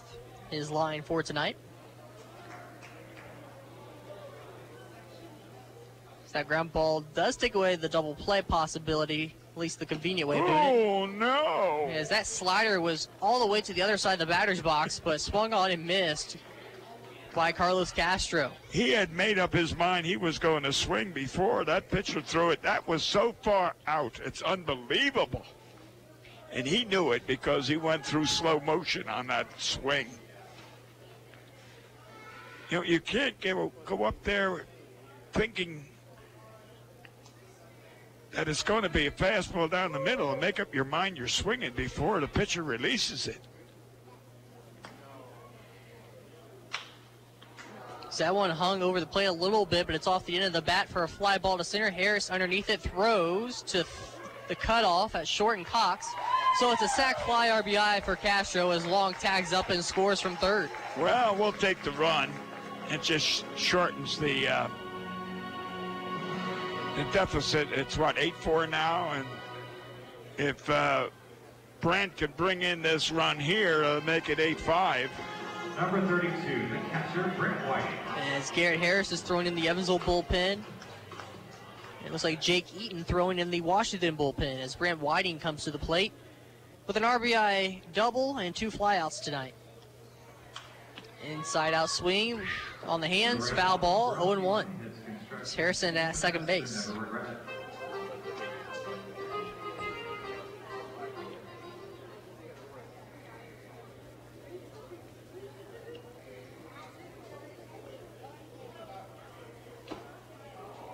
Foul tip, 0-2.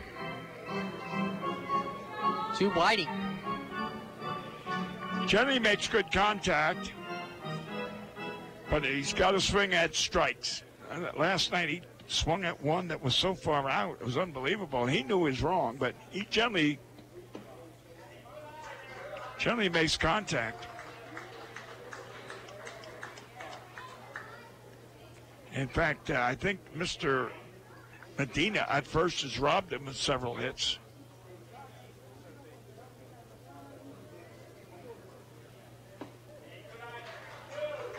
And as Whiting's able to lay off back-to-back pitches to even the count 2-2 with 2 outs and a runner on at second. Again, it's an 8-4 score in favor of Washington, bottom of the 8th from Bosse Field, game 2 of the FLDS.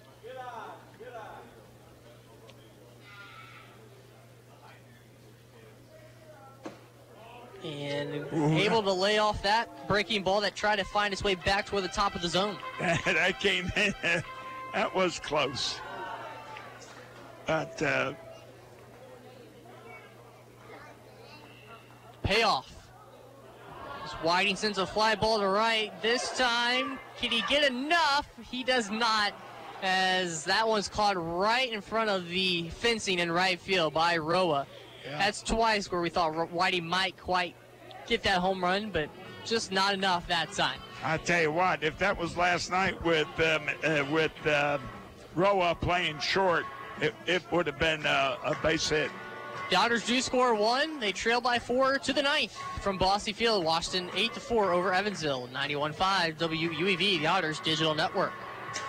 The Evansville Otters would like to thank the Evansville Courier and Press for their support and coverage of Otters baseball.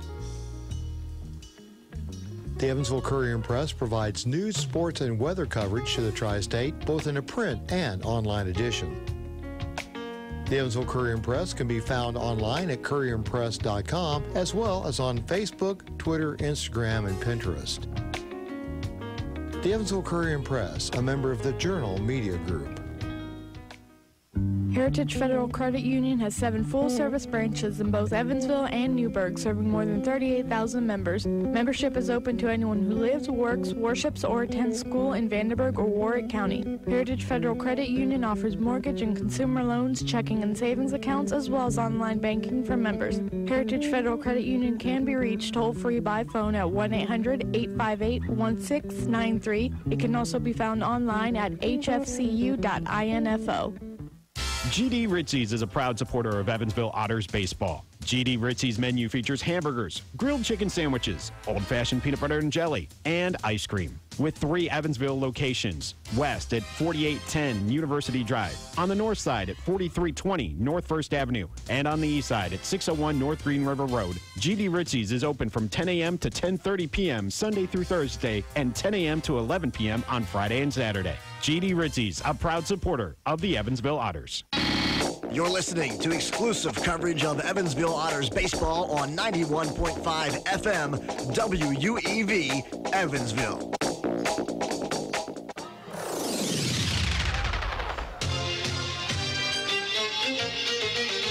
To the top of the 9th, Otters trailing by 4, 8-4 the score in favor of Washington. Garrett Harris will come on to pitch in relief for Evansville. Whether you're searching for an exquisite diamond engagement ring, diamond anniversary band, dazzling earrings, gorgeous diamond bracelet, Krookemeyer & Kahn is a place for extraordinary value and a pleasurable experience. Krookemeyer & Kahn, a supporter of Evansville Otters baseball. As James Harris, top of the order, 1-2-3, due up for Washington in this top of the 9th inning. Beautiful breaking pitch right over the middle. Right there from Harris for a strike.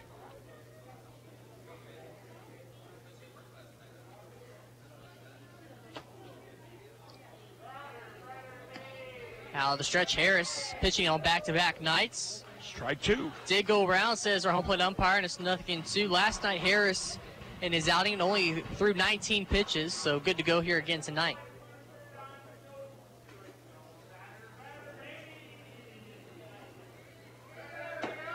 One, two, three, swung on and missed.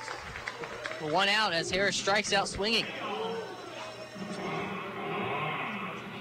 Well, Preston, when you're talking about counting pitches of 19 last night, and when you're in the playoffs, you don't worry about how many pitches because there's no tomorrow. You know, you go to win today.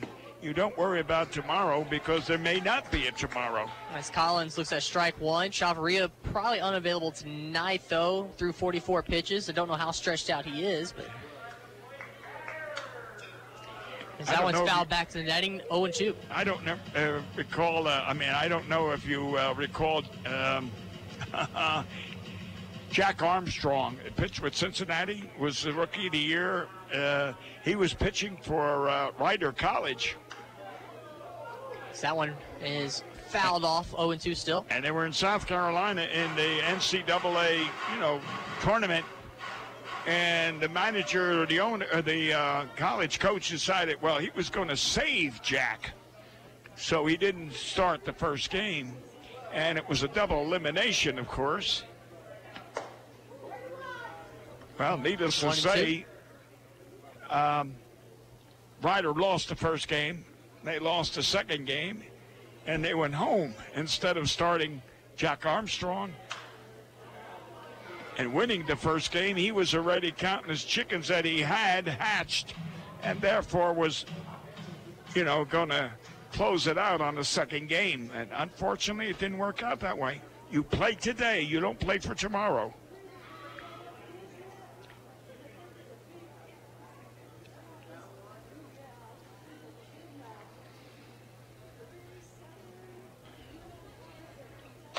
The 1-2, outside 2-2 here to Collins. Harris again just tries to come in to put a shutdown inning on the board.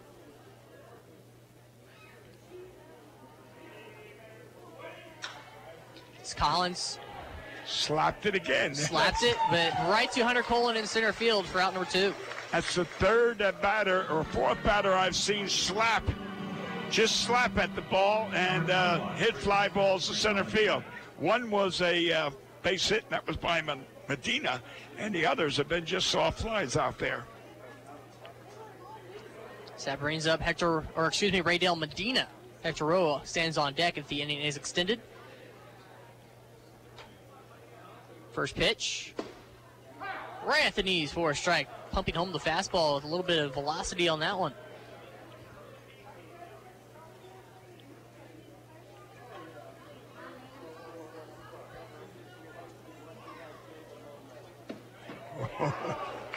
Big swing and a miss there, and it's 0-2. You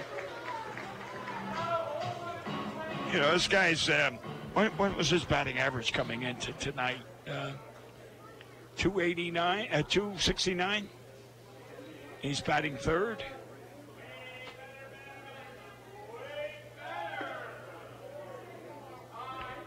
I remember I commented that I watched him in batting practice, and he didn't hit the ball too well at all. And, of course, he hasn't done it. Well, he's got a base hit, but he struck out twice. Now, swing and miss on the 1-2 with swinging strikeout from Harris. There's that shutdown inning. Last chance for the Otters to tie or take the lead. They need 4 runs to at least tie the Wild Things to the bottom of the ninth from Bossy Field. This is Evansville Otters Baseball, WUEV 91.5 FM, the Otters Digital Network. The Hoosier Lottery began selling lottery tickets on October 13, 1989. Since then, the Hoosier Lottery has offered hundreds of different games, awarded prizes to millions of players, and given billions of dollars to the state of Indiana. The Hoosier Lottery's mission is to responsibly provide innovative and entertaining lottery games for the benefit of the citizens of Indiana. To learn more about the Hoosier Lottery, visit them online at HoosierLottery.com. The Hoosier Lottery, a proud supporter of Evansville Otters baseball. The International Brotherhood of Electrical Workers, Local Chapter 16, would like to take time to say, Go Otters! The IBEW Local 16's jurisdiction includes 13 counties in southwestern Indiana, as well as Wabash County in Illinois. Its members are divided into several categories of electrical work, including inside construction, maintenance electric, residential wiring, and sign classifications. More information on IBEW Local 16 can be found online at IBEW16.net.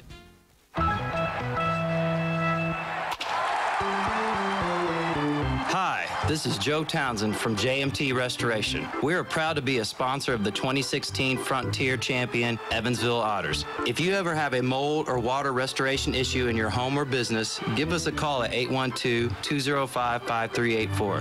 JMT Restoration Service, where professional work meets affordable pricing. Remember, go Otters!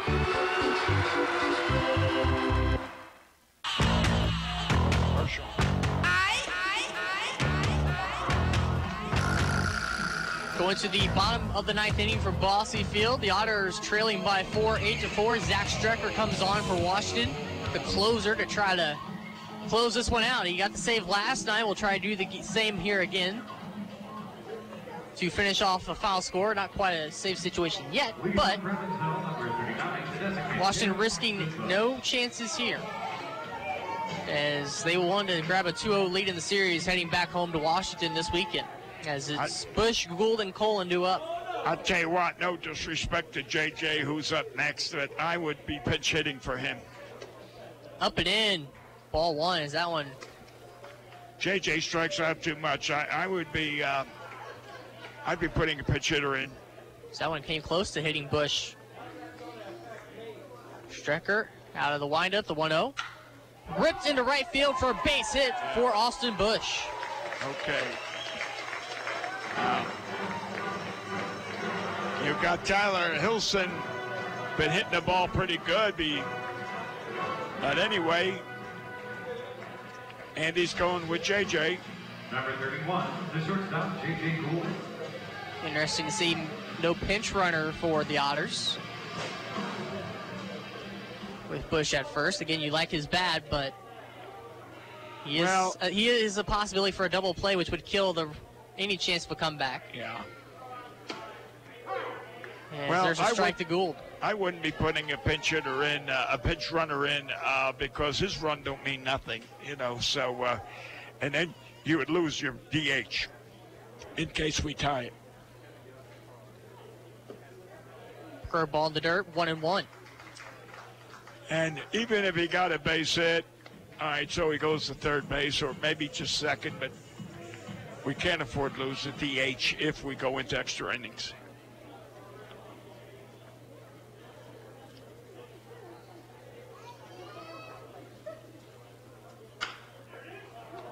Here's comebacker to Strecker, wide throw onto first, in time. 1-6-3 double play for the Washington defense. Yeah. And just like that, 2 outs. Number 43. That rally was smothered. Any spark or couldn't ignite to a flame. It was smothered before it got a chance to ignite. So with 2 gone, it's up to Hunter Cullen to extend the game for the Otters. Yeah, we've got to go to Washington, Preston, and you've got to carry those bats and somehow put some glue or something on them. All high, 1-0 to Cullen. I mean, how many hits have we got? Gould got a double, Bush has got a double, Whiting's got a double, that's 3. Gardner's got a signal, Travis has got a signal. That's it, right? And Long's got a hit.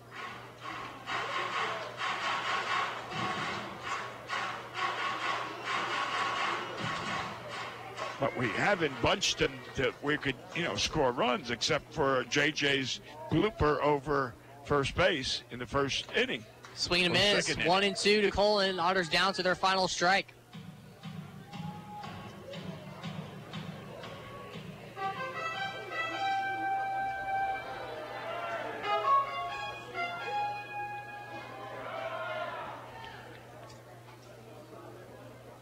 The 1-2 pitch, curveball fouled off first base side.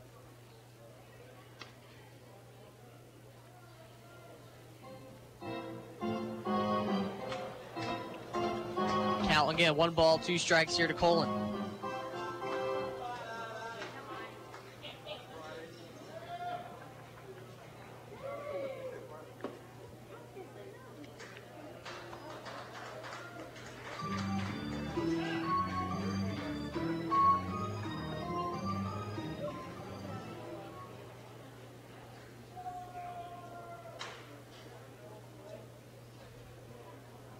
The 2-2, after a ball taken from Cullen, fouls it off to stay alive. 2 balls, 2 strikes. As David Cronin in the top of the lineup stands on deck.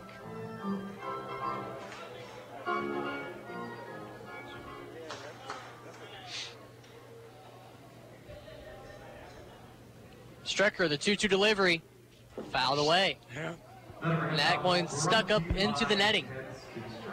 We've got to get some of those energy-boosting pills or drinks, whatever it is, to get some extra base hits. And of course, Washington park isn't as big as ours. Cullen able to hold up on the 2-2, taking low, count full. Well, let's see. Whiting might have had 2 home runs if we were in Washington, and of course Bush would have had 1. Of course, they may have had 1 too. I mean, they had some shots. Let's see. Collins got 1 and Harris got 1, so they may have been home runs too in Washington. So anyway.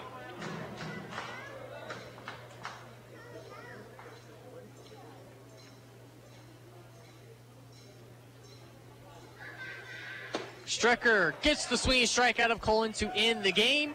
The final score, 8-4 Washington. They take a 2-0 series lead in the postseason here against the Otters, going back to Washington on Friday. It's going to be a tough task for the Otters. They got to win 3 straight and basically sweep at Washington to get the series. Again, that's a tall order, but Baseball's a weird game. Oh, yeah, we've done it before. We've beaten Washington there before, and we can take 3 in a row. It's possible. However, pressure is going to be on the Otters because all Washington needs to do is win one game, and they've won it, whereas we need all 3. So it's been a good year, and I know I've got a feeling that we could be back here at Otterville next week. As, again, the final score, Washington 8, Evansville 4, Cunningham the win, Beardsley the loss. It would not be a save, but again, Zach Strecker back-to-back nights closes out the game for Washington. I was saying, again, he's been pretty dominant in the 9th inning.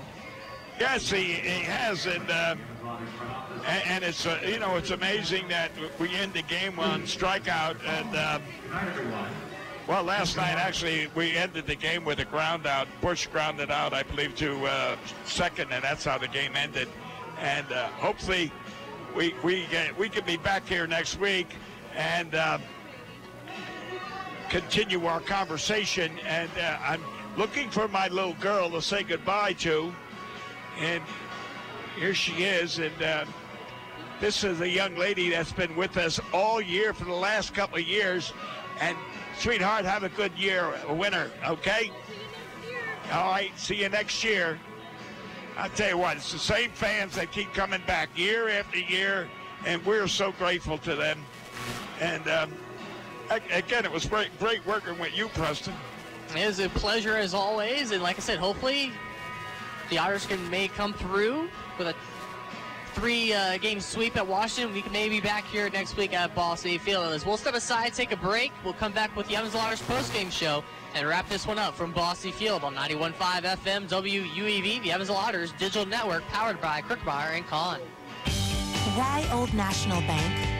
Old National Bank began in 1834 with just one room and a passion for helping people prosper. Today, we are honored and grateful to be the financial partner for so many businesses, families, and individuals like you. From our commitment to safety and security to our promise of service that will exceed your expectations, we want to be your bank for life. Old National Bank, member FDIC. This Evansville Otters broadcast is made possible through support from New Image Travel. New Image Travel provides motor coach charter service to the United States and Canada with pickup within a 150-mile radius of Evansville. A full list of New Image Travel's offerings can be found online at newimagecharter.com. New Image Travel can be reached toll-free at 1-800-432-6213. New Image Travel, a proud supporter of Evansville Otters baseball. The Tri-State Area Marathon service stations are proud supporters of the Evansville. Marathon has over 5,100 Marathon-branded stations nationwide, and a full list of area Marathon stations and a list of daily gas prices are available online at mymarathonstation.com. Marathon provides products which support commercial, industrial, and retail operations. Marathon's slogan is fueling the American spirit.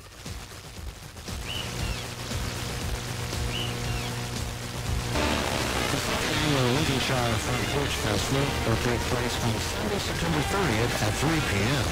The unique architecture in this neighborhood, which is bracketed by St. Francis Cathedral and Yossi High School, provides a vibrant setting for this event.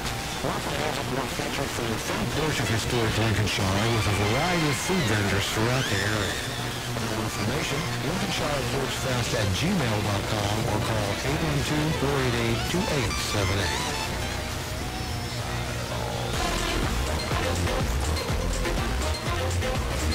Tonight's final score for Ball City Field: Washington 8, Evansville 4. The Wild Things take a 2-0 series lead. Travel Metamora, Game 3 will be Friday from Wild Things Park at 6:05 Central here on WUEV 91.5 FM. Last night we were talking about Thomas Stormy, the starting pitcher on the mound for Washington, the double plays Evansville head into. Tonight it just comes down to that big 5-run fourth inning for Washington, Bill. Yeah, unfortunately, the Otters all season long and in the past few years, that big rally from the opposing team of scoring 3, 4, 5, 6, or 7 runs in one inning has killed the Otters. And, you know, when you look at it and you say, if they didn't get that big rally for those runs, we'd still be playing. And that has been a downfall for the Otters.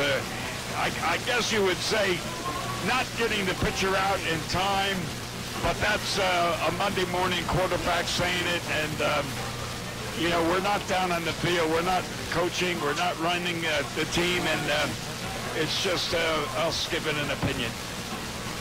Is again that 5-run fourth featured 2 triples in that inning, along with 3 walks as well, and a bases clearing triple by Roman Collins. He's kind of had a, I mean, there's no doubt about it. He's had a good series so far. Had the home run last night, the 3 RBI triple, also on base a couple other times tonight from that second hole in the lineup for Washington. So as we take a look at the box score, James Harris goes 1-4 with 2 runs. Collins 2 for 4, pair of runs, 3 RBI, 3 hits on the night for McEachern, 2 RBIs for Pollock with a hit. And then pitching-wise, Cunningham who gets the win, 6 innings, 7 hits, 3 runs, 2 walks, or excuse me, a walk and 2 strikeouts. Bradley 2 innings of relief with 1 run, a walk and a hit, and then an inning of work for Strecker for 1 hit and 1 strikeout for Washington. For Evansville, 1 hit each for Long, Harrison, and Gardner. 2 hits from Castro with an RBI double for Whiting. 2 hits tonight for Bush from the DH spot, and Gould with it, a 2 RBI hit, double as well here tonight. Beardsley 3 2/3, 6 hits, 7 runs, 4 walks, 5 strikeouts, taking the loss. Cable goes 2 1/3 with 1 run allowed, 4 strikeouts. Thompson 2 innings of work with 2 strikeouts, and Garrett Harris with an inning of work with 2 strikeouts as well. Thompson Harris did not allow a run for either pitcher there. And again, just Evansville got a little bit more offense, I guess you would say, than last night. But again, they got to just limit the big runs and the damage against Washington, where really this year Washington has had their fair share of big run offensive outputs against Evansville. In the regular season, Washington scored 7 runs or more against Evansville in 4 of the 6 games they played this year. Well, we got to go into Washington, and you got to bunch your hits. I mean, all right, we got 9 hits tonight, but yet we didn't bunch them. We didn't get them, you know, let's say you take a walk and a base hit and another base hit, and then, all right, that was it. But we've got to get 2 or 3 hits in an inning, and with a couple with a walk or so, we've got to score runs. We can't win scoring 1 run. And it's just unfortunate that, all right, we got 4 tonight, but we got 1 only last night. And we've got to go into Washington, Preston, and we've got to be swinging those bats. And we've just got to hope that we play better baseball and we have better pitching. And just a reminder, fans, for all your official Otters apparel, be sure to visit the Otters gift shop in the main tunnel behind home plate at Bossy Field. From 9 a.m. to 5 p.m. on regular business days or anytime during an Otters game. Get an Otters shirt, hat, or specialty items, including postseason apparel in the Evansville Otters gift shop here at Bossy Field, 23 Don Manley Way. In the Otters fall, they look at a 2-0 hole in the FLDS. Now, on the other side of the FLDS, take a look at the scoreline between River City and Joliet, if my computer will cooperate and refresh. And they are currently, looks like, in a rain delay from Joliet, with River City leading 4-3. See what inning that is. Again, River City leading 4-3. And they are in the top of the 7th. As actually, Joliet had grabbed a 3-1 lead. And then 3 runs by River City in the top of the 7th, and now it's currently delayed by rain. Again, River City looking to may take a 2-0 lead themselves. Well, you know, here's a question on that. It's a 4-3. Could they call it now as an official game, or would they come back tomorrow? I know it's a travel day, but could they come back tomorrow and finish that game? Because it's in the playoffs. It's not a regular season game. It's definitely an official game. They definitely could call it. And they probably could resume it tomorrow, but I'm sure they want to get it in tonight because it is, for that trip, it's a little bit of a shorter distance compared to what Evansville has to do to go to Washington. It's probably about, I guess, what, 5-6 hours, I guess, from O'Fallon to Chicago or Joliet. Oh, yeah, I would say so. If it's more of a straight shot, you get on the interstate, and you go straight up to Chicago from St. Louis pretty much. So yeah, that's where that game stands. On the other side of the Frontier League Division Series, as we look at our tonight's player of the game, brought to you by Western Ribeye. When you're craving excellence, Western Ribeye and Rib satisfies. 812-476-5405, the phone number to make reservations. Bill, you'll play on the game. I'm going to have to give it to Castro. He hit the ball solid. He got the 2 hits and...